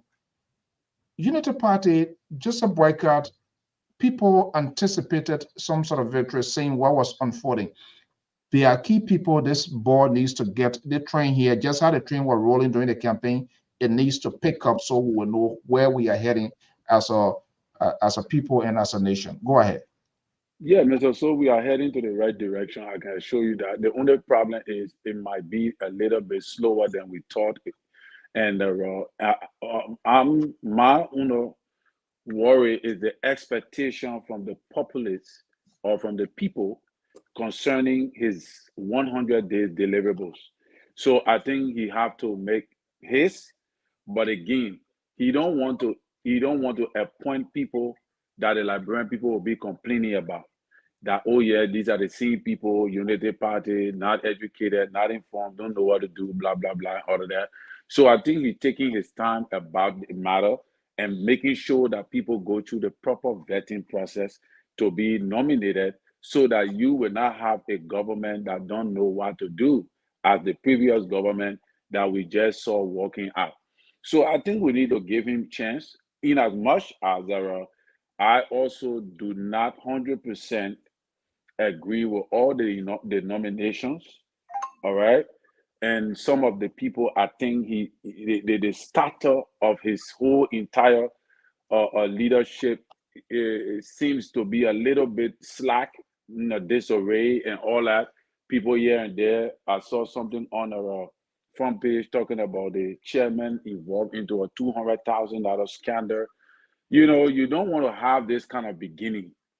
It's not a good sign. And this Miata Formula woman, everybody I listened to OKFM, they were talking about how the program was now well organized and all the kind of thing. I think it was a poor start. All right. And I don't know where the problem really came from, but I think that is not a good signal for his administration. So he need to do something about it. That for me, that is what I look at. But when it comes to the appointment, I think he's trying to take his time so that he don't make mistakes and plunge the country into something in his early stage of leadership that might get people wondering why they had to vote for him. There you go. Okay. Yeah. Okay. It is why it is. But I don't know in the absence, because even the reason to making reference to the presidential press secretary, that person will be the official spokesperson of the president. The progress being made, what is delayed, what is lacking. I know there are a lot of information out on the I say a lot of information. I don't know whether the web information, everything has been turned over, but from all indications, there are a lot of images now carrying the president, the current sitting president. So if there's anything lacking, they shouldn't keep us in suspense to wonder what is not there, what is there. It is their job. And I think it is the presidential press secretary needs to roll out information so as to know exactly what is going on. Let me bring in Amos Joy from Atlanta, Georgia. Hi, George. Good evening. How you doing, Mr. So? Did I hear you saying you filed in protest for people, some of the people that were appointed? Did they file protest for that?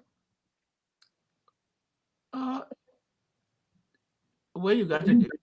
No, I didn't file. I have not filed in protest. Okay, I just asked a question. Okay, so let's looking for words to use. I answer your question. I know, Papa, when you're not racket, then the conversation can go. So I know how to deal with it. Okay, so Pajesh, yeah, Pajesh, yeah, good. That I know. So let's look at what is a lot of news filtering in the cycle now. Should we be apprehensive and all of that? I know people will say it's still soon, but there are some things that really needs to kind of roll out immediately. Yes, but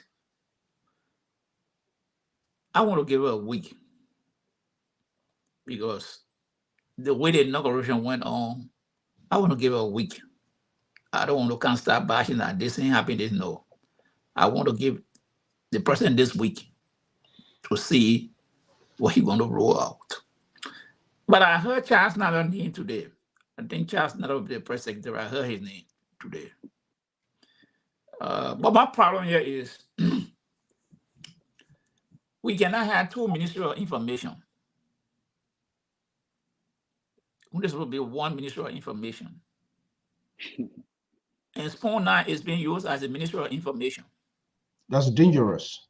Which I'm calling the name because people don't want to be. I'm calling the name. Yes, you supported Joseph Boakai, but what you're doing now is that you are serving as the Minister of Information, Spawn TV. Because the information you have access to, the press, ordinary press don't have access to it. And we know the role you play. So I don't think, Mr. Terry, you can make your phone call. That is not right. He should have a press secretary now. That like confusion, baby. I'm not confusion. No, that's a fact.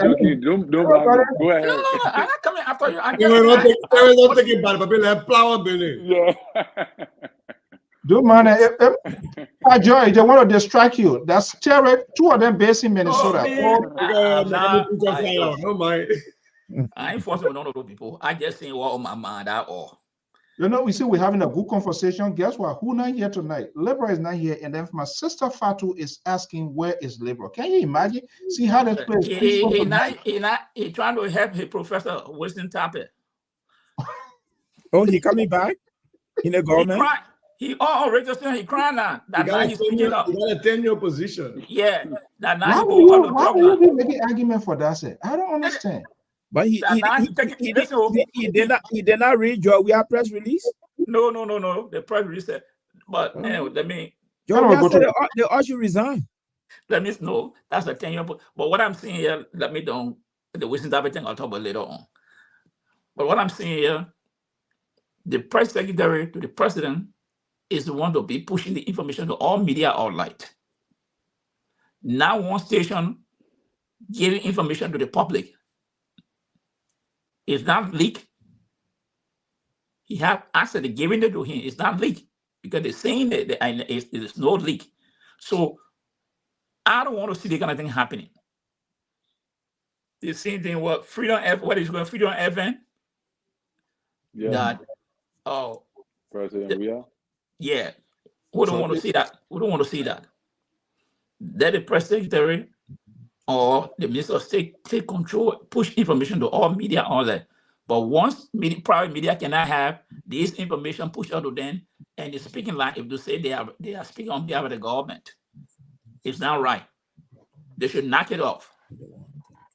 If they don't have the press secretary, if the minister of state cannot do it, then okay. Or the minister of information, let it knock it. That's not right. But as to the nominees, I mean, most of them, I know one or two, I know a few of them, but he told us that he will bring people, high caliber people. And thus far, some of the names he mentioned, from what I'm hearing from people, they just need to deliver now because I think they are highly qualified based on what I'm seeing. But I don't know. The Drugs Enforcement Agency, Dr. A.B. Krugman, which I know very well. But I don't know any people remember when Ellen nominated her deputy police director and the U.S. government frowned on that he didn't take that position. Yeah. Do anybody remember? Yeah. So I don't know. I know he's qualified. That I can't argue that, but I don't know what Uncle Sam would say about him again. So because I remember one time he was nominated by Ellen for deputy police director for operation 101 or 102, and he didn't take that. He still served as 102 under Gregory Coleman. There was a lot of things. He served as he served, but he had to resign. At one point in time, Ellen nominated him. He didn't take that particular position at the time. He didn't take it. There was some problem from the U.S. Embassy. The complaint. There was some issue. What was the complaint centered around? There were I think it was from the war law human rights issue. Yes, I think so. A human rights violation. That man is a rebel. He's a rock guy. Yeah. He's a rebel commander or YORMIE. So, I don't know. Maybe that had been settled, but I don't know. But I think there was some issue raised at that time. Rebel commander. Mali get trouble. I just asking for names. I should know the story. Because that was the reason he did not continue. Wait, the message might say the man funny for YORMIE case. That's not what I want YORMIE case historian. But that was the reason he didn't serve. I think the second term because he was nominated. I remember there was some issue there. But other than that, since as an educator, I don't know whether he know the new person they nominated for the Ministry of Education. They say she has a high credential. So, but let me just push back on the gender equality people, the women. The president had just nominated 12 government officials. And I think he got 3 ministers in 4 cabinet positions. So why they can't give this man the breathing space? Yeah. He had not even 50, just 12. He got 3 women. Minister, I think, Education, Agriculture, Foreign Affairs. Foreign Affairs, Health Ministry, and Education. Those are high-profile positions. Are they qualified? So why they can't give him a late chance? What is 3 to 1? That's the ratio. So why they can't give him a chance? He has not even put 100% yet, or 200%. You got almost 2,000 maybe position they're supposed to occupy. So how can you assume that it's not gender balanced? So what is the record there? What is the mathematician? What is the statistics that he can give me to convince that he's not balanced? I think we got to find forum for that one, oh man. I beg you. Oh man, because they say they gender thing now. Everything people do, those gender balance. That 14 billion per job on now would do no, I ain't come to fight with you with me, yo. Baby, I ain't come to fight with you with me. No, you want for sisters to prove this thing here. That whole tonight. Okay. It just might take, man. Just might take. Hopefully, who knows? Tomorrow is what? Thursday, Friday. There are a lot of things going to pop up, and we're going to go in there. So, Mala Jones, you raised a concern of taxpayer money. Why is the president conducting the affairs of the nation like his resident? Is that what I heard from you? Of course, yes. Why are you claiming your attention? Well, I think the president, right after inauguration, he become the sole occupant of that building. And since inauguration, he stayed glued to his house. In fact, he started running the whole government to that house up to present. And it's a concern to me, So, as you rightly said, the press secretary, up to now, we don't know who he is, and we're not hearing anything. Maybe there may be some good reason why the president is still running the government from the early stages from his residence. Maybe there are good reasons. I don't know the reason, but I think by now the president should have been in the executive mansion meeting all these high-profile delegation. I think it would have added more impetus to this whole thing. So that's my little concern. And my second concern here, what Pajo was just saying about this appointment, and Colin is saying more time. It was Friday, November 17, 2024, when President Weah took the airway and congratulated Ambassador Boakai for his victory, and there's no way they would have augmented the number to surpass him. So since that time up to today, it being up to the inauguration day, it being 68 days, 2 months and 23 days. The president should have had what I call a kitchen cabinet by this time. Yes. He should have had something by this time, not formulating a government after inauguration. That's why I keep saying here, I will say it tonight again, and I'm sure Collins will want to take my legs to the fire, but no problem. I'm ready for that. The president is not a politician. He is not a progressive politician. He's a tough veteran administrator who are so slow to do so many things. And to Pa George, there is no time yet. The president told us he will touch down running. Go in his speech. You will see it there. All right? So you can come at this time to tell us he need time.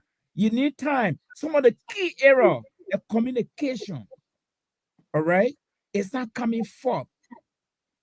I think the first person, at least, he started with one was the presidential affairs minister. That was great. And the next person now would have been the press secretary to keep talking, you see. So if the paper is still bringing the running or how they ran the Unity Party into governance, that's going to be a political suicide. Because running a political party is not the same as running a government. I see the same trend coming in, you see.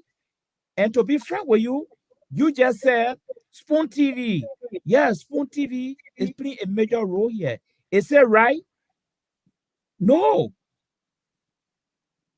You see, it's not right, but that's what we have.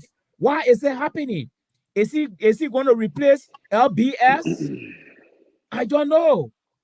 You see, so it's too early for us to keep pointing at some of your failures in the first 24 or 72 hours in this administration. And I keep saying the puppet is not a politician. A ratified moving politician, go back to a Monsoya time. The men were just touching base, and our setting was just moving concomitantly. Yeah, and stay there 5 All years. right. The man who was sitting Mayor Monrovia having FDA with no forest. Yeah. You see, Yeah. the team were moving concomitantly. They had FDA, he get no Right. forest with FDA. The puppet can speak the term. So you see, John, this is a disappointment. It's 68 days now. What happened when he came to the state? Why he was not putting things together? He was not sure of the gabble to go in here. You were not sure. Jones. Yes, sir. You're quite correct, and this is what I said. Two of us are the independent mind on this network. And we'll continue to fly together. We'll continue to do it. The Liberal knew all of these conversations were going to come out. You see, he tried to distract me, and I will not be distracted. These were some of the things the Liberal. Our flying now will be flying with someone else's drone. We're not just flying now. We get a drone. No, but honestly, I mean, these are concerns. Let's be honest here. The work of Spooner is dangerous. They are releasing this information on purpose. And when you talk to people inside there, they talk in their throat, in their esophagus, but then at the end of the day, they get there and they pretend as if they are more glued with the information. We all know, the whole country knows their role. Now, you can't say you want to be holding people accountable and you want to do it in that sort of hypocrisy tone as if you're gathering other information, other places, and you want to be selective in talking. We frown on these things here. And this is where some of the misstep of George Weah came from, because when you come to governance, there are specific things you need to jump on immediately. Why? They stay in that opposition for the long years and there was no adequate preparation. They said some sort of conversation still going on within the beltway of the ruling establishment now for why we are not getting some of these. But by the time that hand was raised, I felt the president who had jumped on, like the Minister of State for Presidential Affairs, Foreign Affairs, Information, Planning and Economic, all of these things, they are the strong face, justice, and all of that. You come here, arrest people now. So who going to be is it where your police director name Pa George? Patrick Sulu. Greco Coma now is the director. Okay, Greco Coma is there now, the Minister of Justice. But I think we will not give a chance. We want to see the country running. We want to see things normality being restored effectively as it was pronounced by him. I am not saying he's not making progress, but we want to see this process being accelerated. We want to see that there was adequate preparation. So is that conversation still going on with all of the folks that support making it up? Yeah, well, obviously that could be the reason. But I'm saying there should be a press secretary now who will try to provide some briefing to us how, when the president will be moving in the mansion, we can't stay have rehab for the last 6 years. People still there. Hold your peace. When you were talking here, I did not talk. Hold your peace. This is what you guys do. This is why Mali and myself, we are here to make sure that we hold you accountable. Tomorrow, you're going to come back here and you start doing. Now you in conversation with Terry now is good for tonight. But you see tomorrow, you're in conversation. Terry is telling me you're in conversation with Terry. Now tomorrow you come back to create a drama here. But on a serious note, I think the president needs to step out. No, but see, let me just add to one thing. I'm looking at the effect. They rehab that whole terrain, community terrain now. It's under security surveillance. People are not moving freely. You can't be doing this thing. This is a psychological harassment of the community of these people. The people peace. They are not having their peace. You get that whole place flooded with security people. People even wondering. Don't jump off the plane. Mr. Marlon, why are you trying to diverge? No. We're not diverting. We cannot do this. The paper were on air. The paper said in one of his interviews, he said that I will draw a clear line between management and friendship. But now, the line is getting confused now with Spoon TV coming into management with a friendship.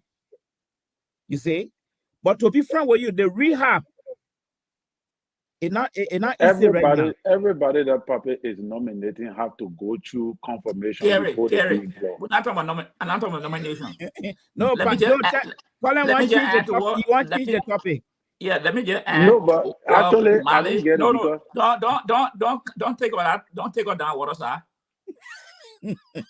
I'm not taking you down water, sir. But what Mr. Mali is saying, we're going to rehab. You can't hold water yet. No, we're going to rehab. We're going to rehab. Hold water because it's just we're going to rehab. Don't take all down water, president and rehab. Is that one of the rehab president? Then we need to put the executive mansion on eBay or Collins, the rehab is residential. All right, you cannot keep running the government from there. It's psychological to some of the innocent people that are living around that whole community. You can't do that. No, he's not running the government. Why are you not going to the executive mansion? Have a medical. Why? The man fell off during the inauguration where everybody saw it. Can you please he's not running the government from his house. No, it's not true. It's not true, Terry. The man met a dignitary like the American but the man fell off. The people went to visit. They're not discussing business. No. Thompson made statement, a policy statement down there about that. Is that a Japanese? One of the foreign. The woman was giving the intent of the American. Okay. So my question to you now is when will we start running the government? When? The doctors are the ones that probably told the public to rest. Hold on 1 second. And then afterwards, he go to office. So the man is in a medical state. Okay, hold on 1 second. In a medical state. Hold on 1 second. Guys, hold on 1 second. Let's have a good conversation. Dr. Collins, are you the physician to the president? Where are you getting your information from? The doctor say, blah, blah. Who's told you that?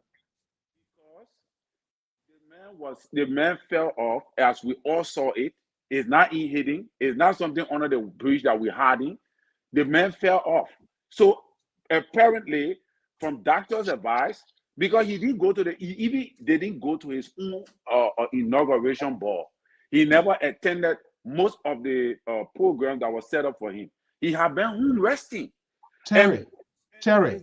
It's not possible that he working from home. The man is resting. The man is trying to recuperate. Terry, we can't be like these others network. I'm not going to circumspect. You're not a doctor, and this is why we're saying it's good to have a presidential. I agree with you on that one. Hold on, yeah, okay. The why you're not going to agree with the information part. Yeah. So now you're not a doctor. You're not any physician to the president. You're not some. Now, if we have the information minister or the presidential press secretary and put this, the management of information, they did that here when he was then president-elect.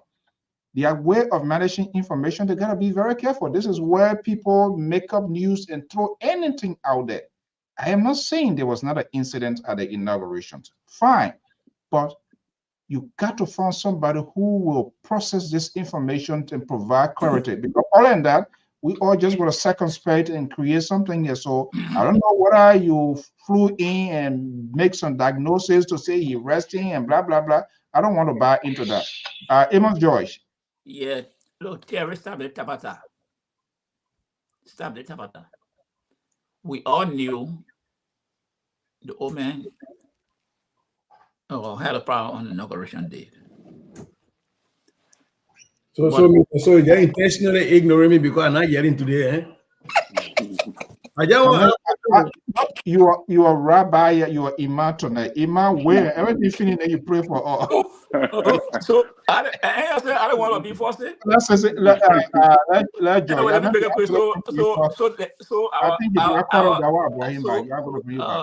Our rabbi can come on. You're looking for blessing, so you call you. I look for blessing. I got to talk to Robert. Got to come on. Look, This thing is is wrong.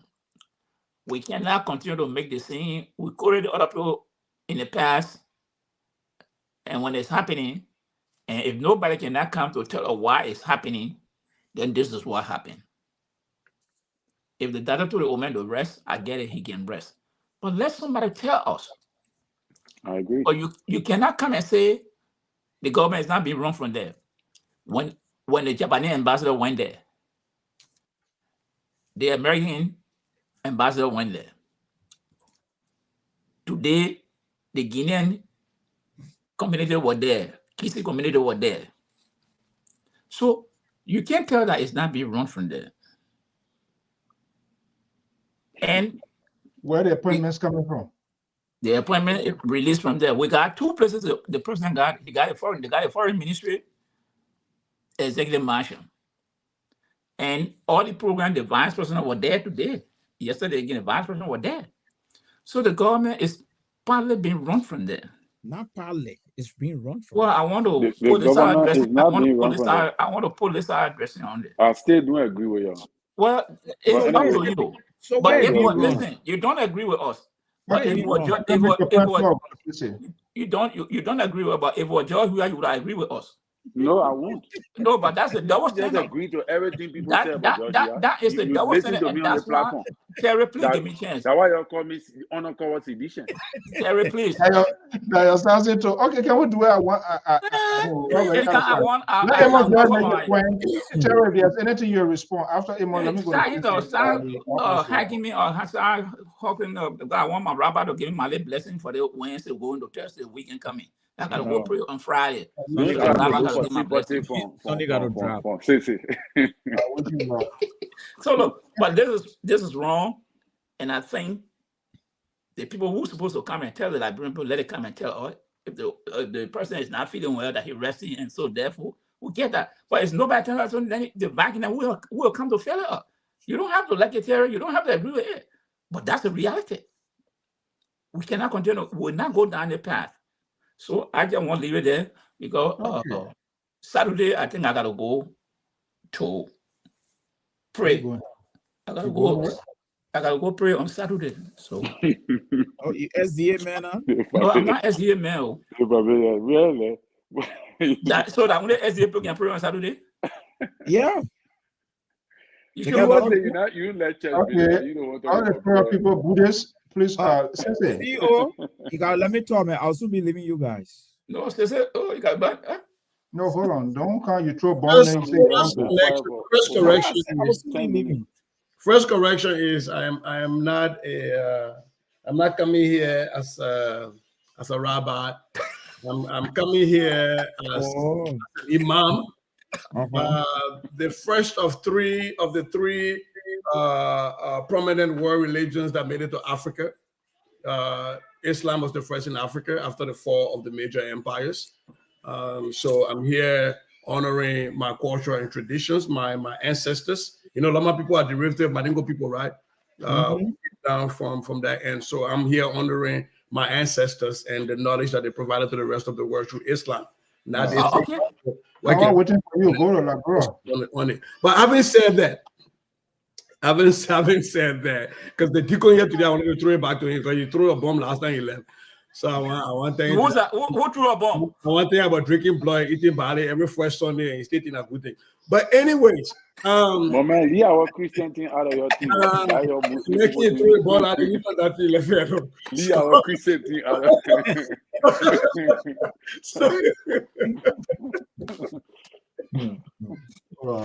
is unbelievable. But on a serious note,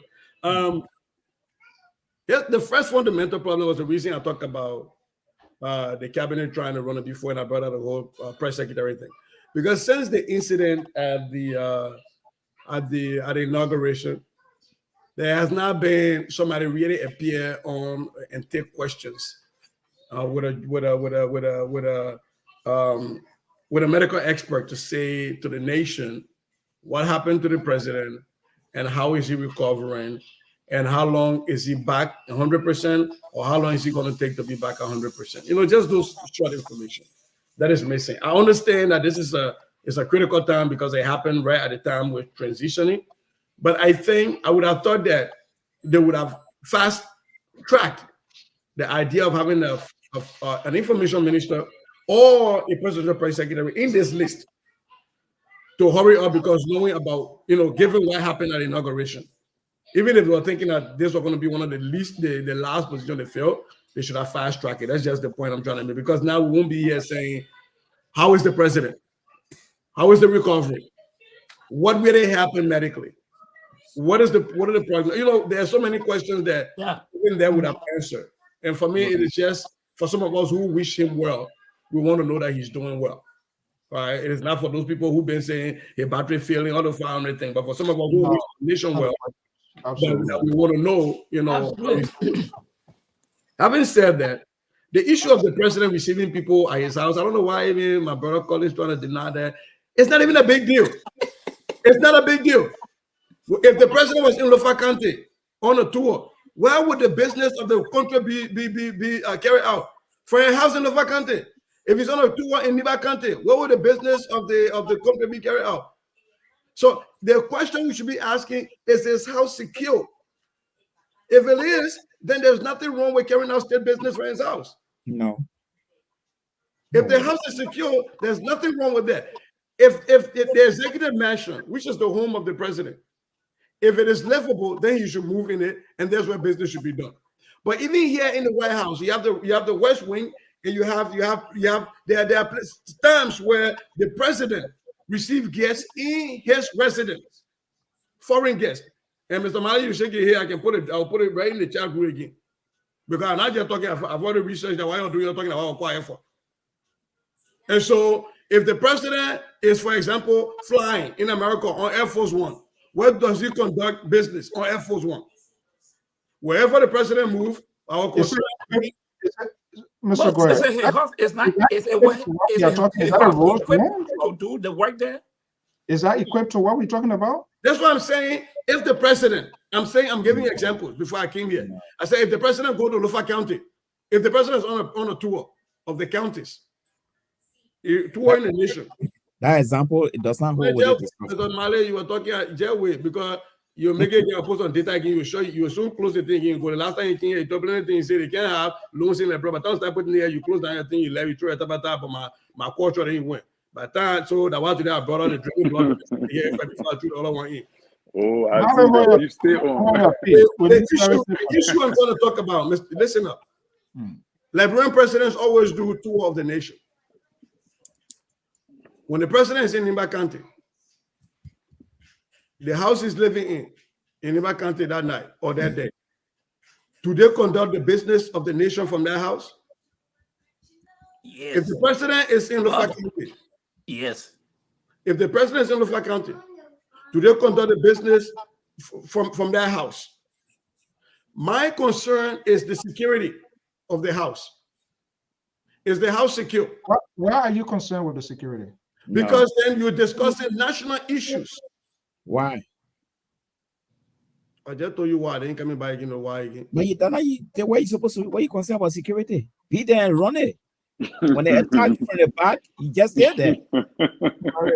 Hold on 1 second. The Moja people. When they throw rock on our thing, be there. Let's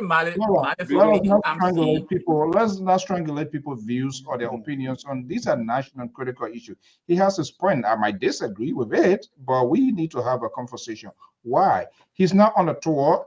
He's not vacationing. He just got inducted. The point I'm giving you here is that the president is not restricted to one place to discuss presidential matters. That's the point I'm making to you. So if the president is sick and he's admitted and he still have control of his faculties, when he is still president, in the hospital that is the room that he's in, that's why people secure a whole suite, because you still conduct business from the hospital. Do you agree with your neighbor? He said he's recovering. Hold on. Do you agree with your neighbor? He said the president is recovering. Terry. That would be an assumption I would make. I haven't heard anything from anybody to say the man is still sick. The assumption would be based on what we all observed. Okay. Right? And for me, I don't know whether he had a heat stroke or whether it was heat exhaustion. And there's a big difference. And so because I don't have a medical report before me, I can't say, oh, it was just a heat exhaustion and his bag is 100%. And I can't say it was a heat stroke and he need more time to recover. I can't say that because, again, we have not had a coordinated report come to the nation. And that's one of the problems I'm having with them right now. Okay, good. All right. I think they are somewhere, yeah, at least Terry on your own. Okay, thank you. Let's go to the lines here. We've been here for a little while. 203 number, and then Terry, I will come to you. I'm leaving you guys. No, hold on. Don't just go. I got to go about 10:30. I just told you. You start trouble. You want to go? Okay. Let me just stay now because you're coming to go 10:30. Are you there? Yeah, I'm here, brother. So this will open. Okay, Keto, let's hear you quickly. He come and chon one bomb down and then he run away. That one is a matter to do.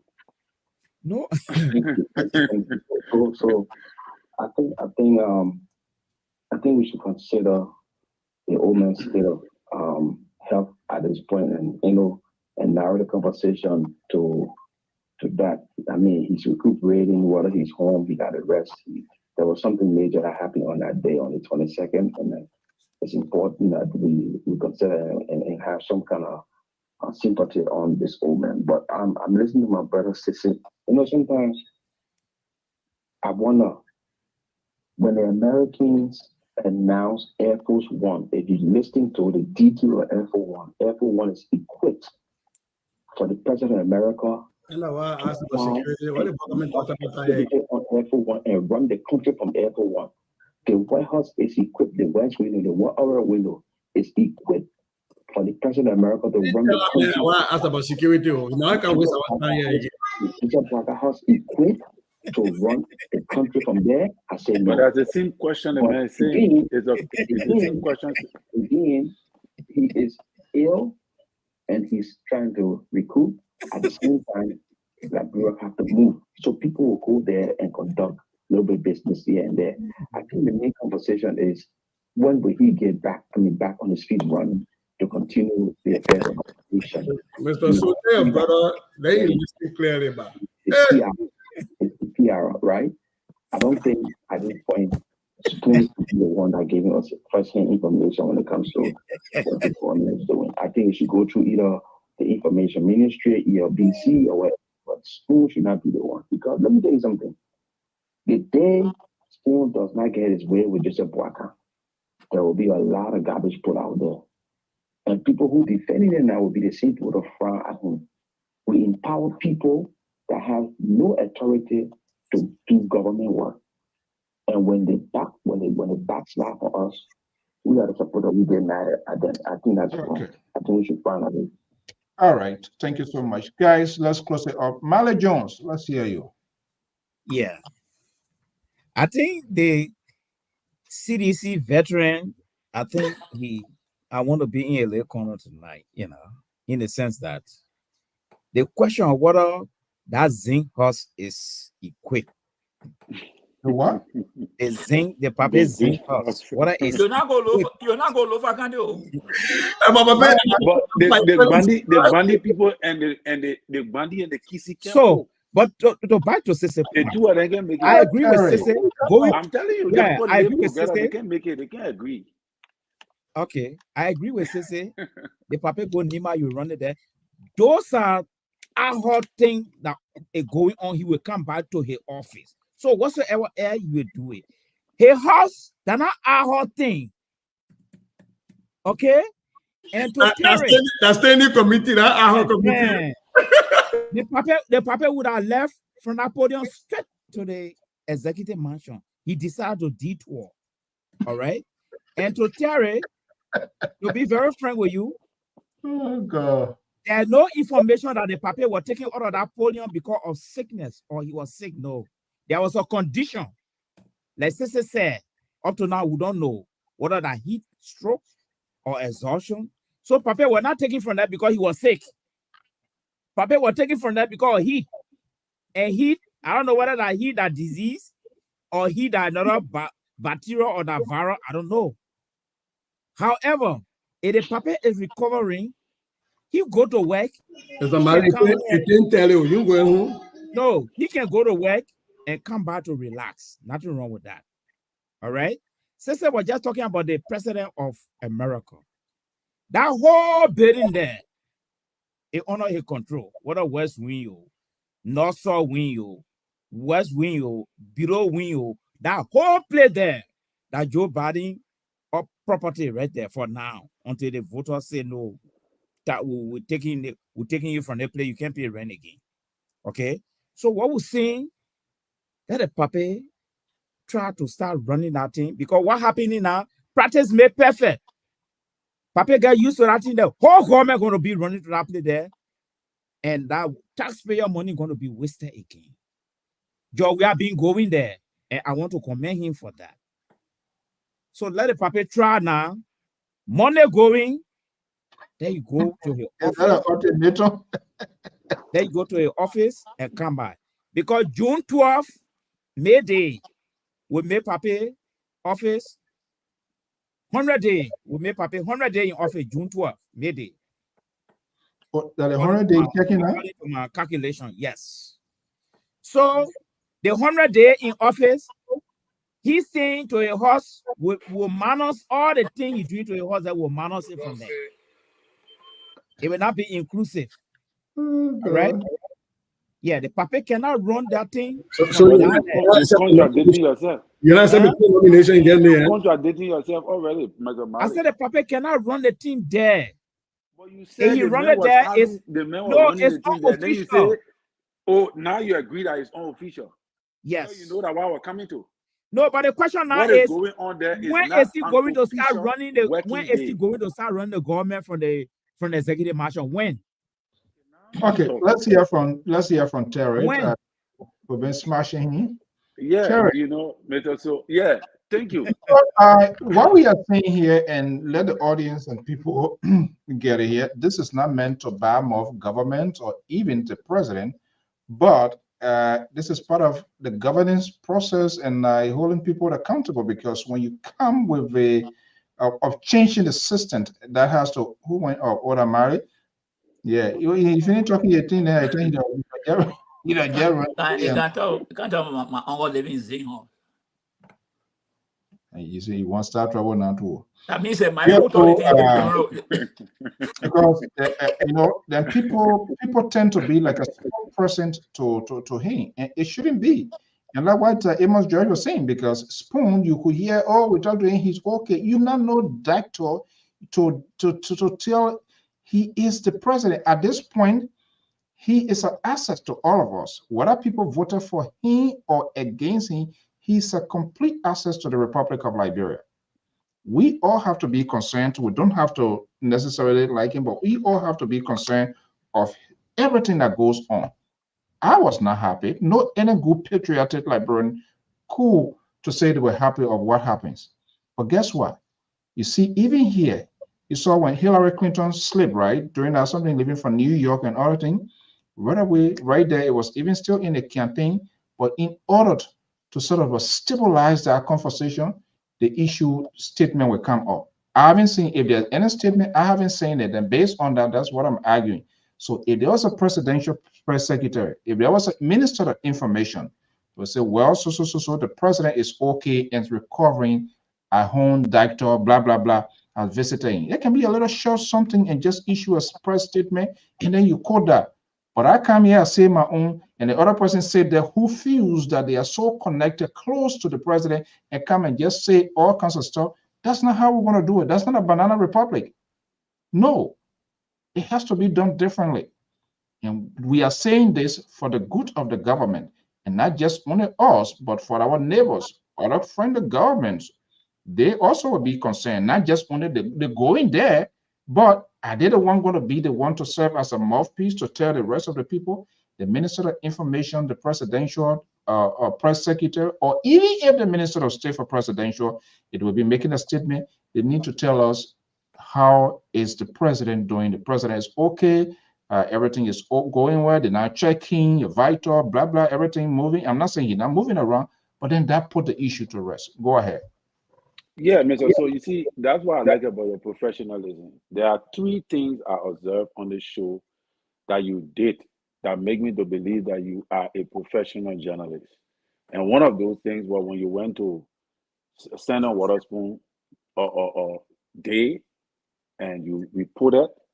And then the other time again on the same network, when that SKTV had that scandal about Ambassador Boyka, you were saying clearly that you have to be sure of the information you present. All right. And again, when the puppet fell off, your network reported that it was heat exhaustion, and we had a discussion, and you were never like sarcastic and trying to side. So based upon that, I give you the credit for being professional. Even though we speculate that, oh, the puppet sick, this blah blah blah, but you did not take that position, which I really admire. But to be honest with you, right, I myself do not support Spoon for the way he behaving. And I want to strongly believe that before the Pape 100 days over, many of the Unity Party officials will not be going to Spoon. Because first of all, this dude is not a journalist. He's not a professional journalist. He don't know nothing about journalism. He is second admitted. This guy is a propagandist. He only look for bad news and highlight it. Take, for example, what he was doing today. The nomination of the old man, he have already disgraced the woman already. And it's nowhere. Then he was expecting for Mr. Tapper, Reverend Tapper, to go on the show today after you are already disgraced the woman publicly. You understand? Oh, somebody. Warmth of being home is a reminder. Greetings from Florida. But Joe, I think you got to mute. Yeah, sorry. Yeah. Oh, your election commission in Florida now? Yeah. Yeah, man. Look, play CPP running. So yeah. So, and the way he make it look like he's talking directly with the president, and the puppet we can explain it now that the men were wearing a bulletproof vest, blah blah blah. All those kind of child play is very childish. You don't operate like that, and I doubt that Ambassador Boyka will continue this with Stanton Waterspoon. And with no disrespect to him, he is not a professional. Yeah, even today, he embarrassed Damon, his own journalist, wanting the Labour to explain in details what he was actually seeing that was transpiring in the old man house. What if tomorrow morning the papa say, you know what, Damon, want you to be in the dog kitchen? We don't want you to be reporting here. We want you to be standing around here. Or security, because the man is controlled by security details right now. The man is president. So he could say, oh, I never wanted it to happen like that, but my security advised me that your journalist should leave the compound. What will you say? Because you don't do that, It's not professional. You're not running, this is not a studio. You're not making music for somebody to sing to. This is a illegitimate government. There are certain things that have to be kept sacred. It's not about you trying to make popularity to gain traction on your network. No, this is about a country. And any news that is not properly filtered, when it gets out there, it can cause chaos. So, and he don't care about that. All he cares about is his popularity and how many thousands of people watching his network and how all the kind of thing. And that is very, very, very, very wrong. So I support the idea of Pa George, even Mr. Mali and Sissy, my senior brother Sissy, concerning these things. They are inappropriate. But the aspect of an Ambassador Boyka officially running the government from his house, I don't want to agree with that. I agree with senior brother Sissy on the note that a president can do business wherever he is. But it does not mean he is doing the official business of the Liberian people from his house. I don't want to believe that is what is happening. They are saying I didn't understand what you say. What? So are you saying whatever he does is not official? Is that what you're saying, or what?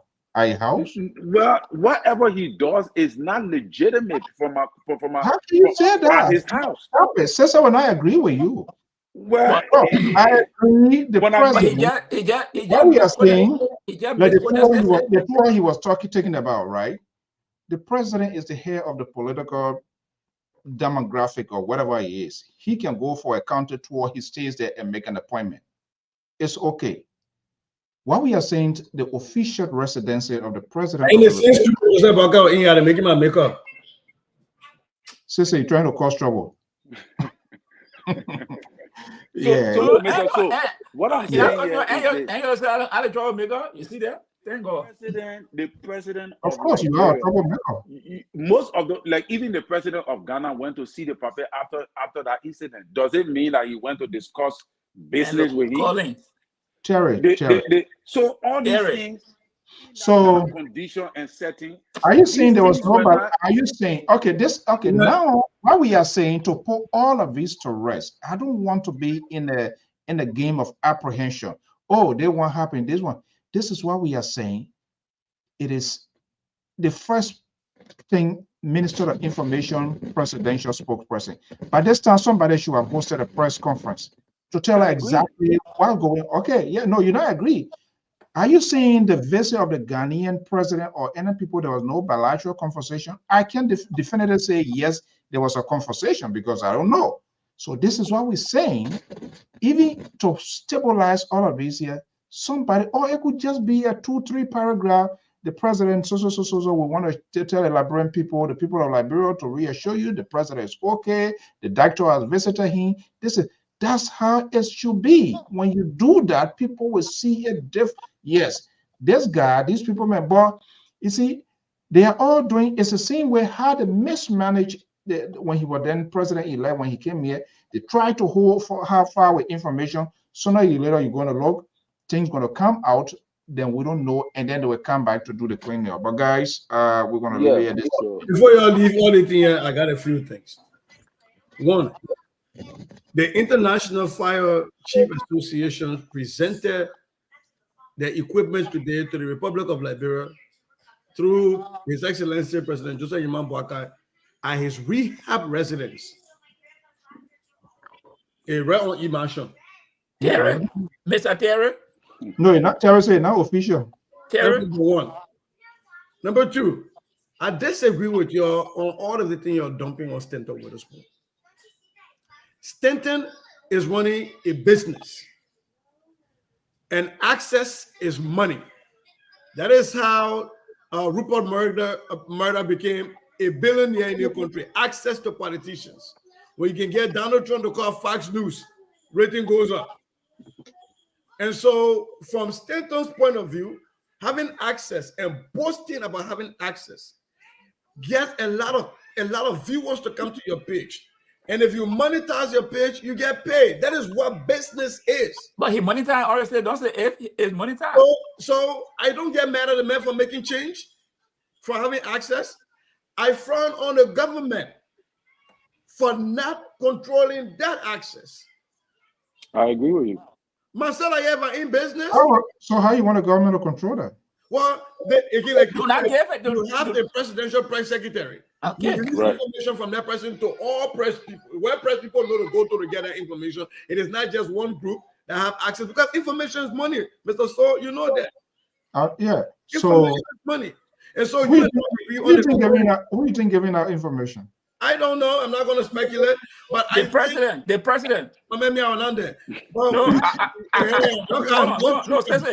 No, you were not there, but the man himself said, I spoke to the president. Yeah, but maybe he spoke to the president on different things. Somebody else confirmed this. Yeah, you want to be diplomatic. Here's the point I'm trying to make. Information is money. Everywhere in the world, information is money. No, I agree with you. If I go somewhere and boast that I know, you know how many people have been to boast that I know, Mr. So? Just some people can give me a chair to sit down. I say, oh, you know that LPR? Oh, Mr. So, yeah, I know that. I say, oh, okay, make us sit down. Information is currency.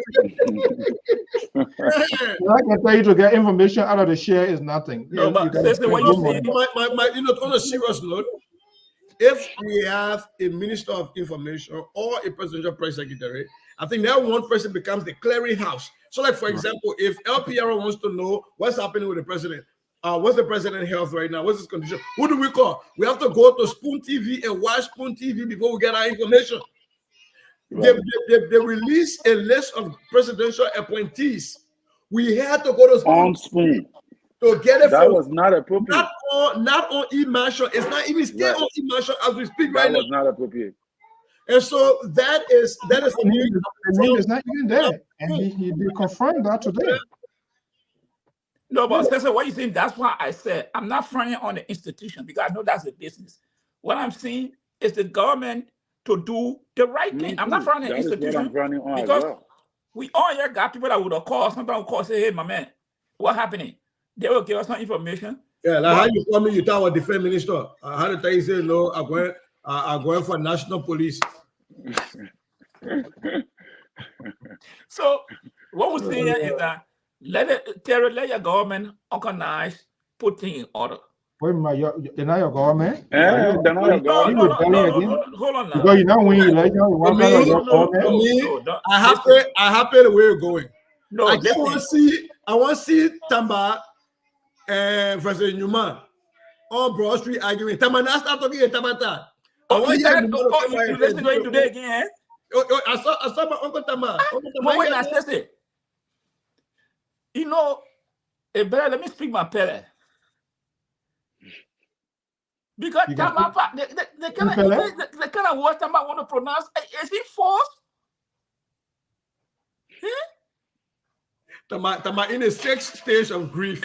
They put the man food for a month. You know how when you take one spoon, then you start getting that taste of the food, somebody now your food will waste. No, so you know the last spoon you want to take from the pan, they take that last one. Make it taste like a coke way. You know how make it taste to the sweet that can stay in your throat for a long time. You're good, man. You're trying to start trouble here now.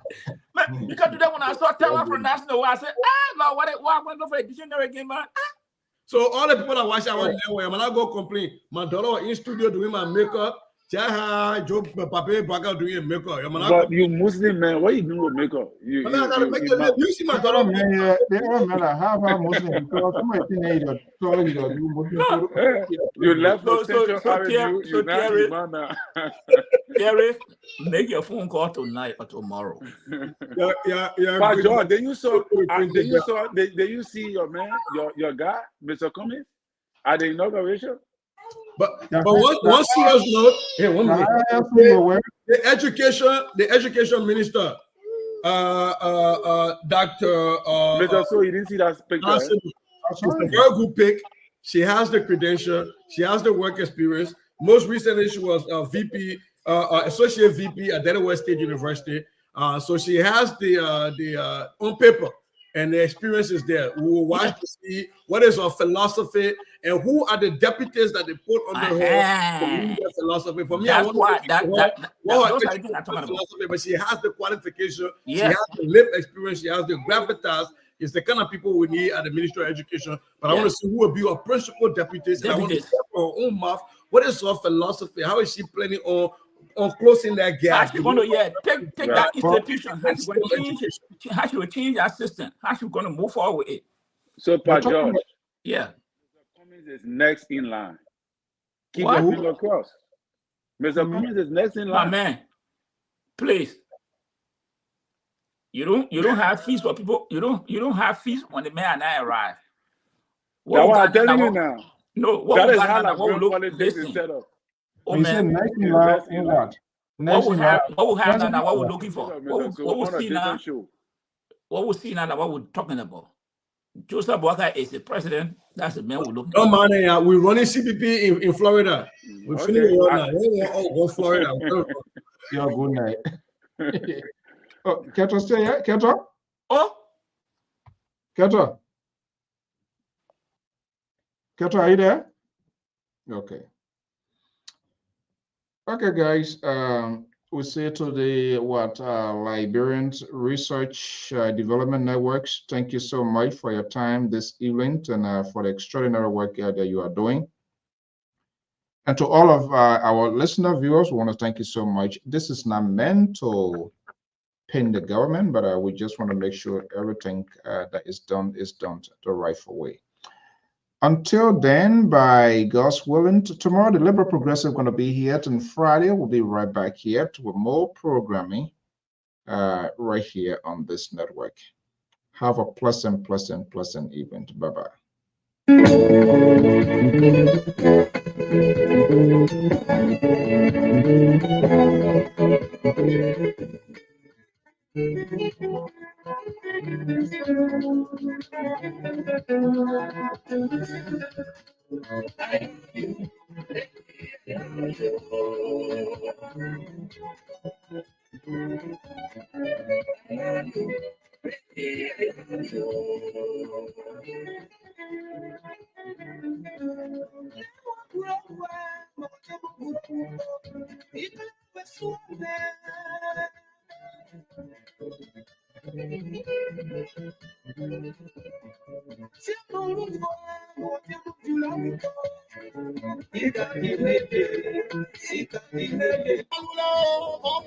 We want to say thank you to all the donors tonight, to the Liberia Research and Development Networks, the CEO, Mr. John T. Yomains, and Wellit, and all of those great people that are giving back to the community. Fatu, thank you so much for giving. Sister Rita, and all of those, I think, breakable. No, let me make sure here. Rechargeable or breakable, and all of you that gave to the work of the organization. We say thank you so much. Whatever it comes from, may it replenish in unbreakable tapet. That's unbreakable tapet. Thank you so much from Fargo to North Dakota. Thank you for all of your time here. And those of you, if this is the first time, we say tell you a whole heartily welcome. Follow us. You can send us your comments, your tweets, your suggestions. Our LIB messenger, or even this the number 682-433-8802 is also available via WhatsApp, and send in your suggestion as to how we can enhance and improve the broadcast right here. Until then, have a pleasant evening and be safe wherever you are.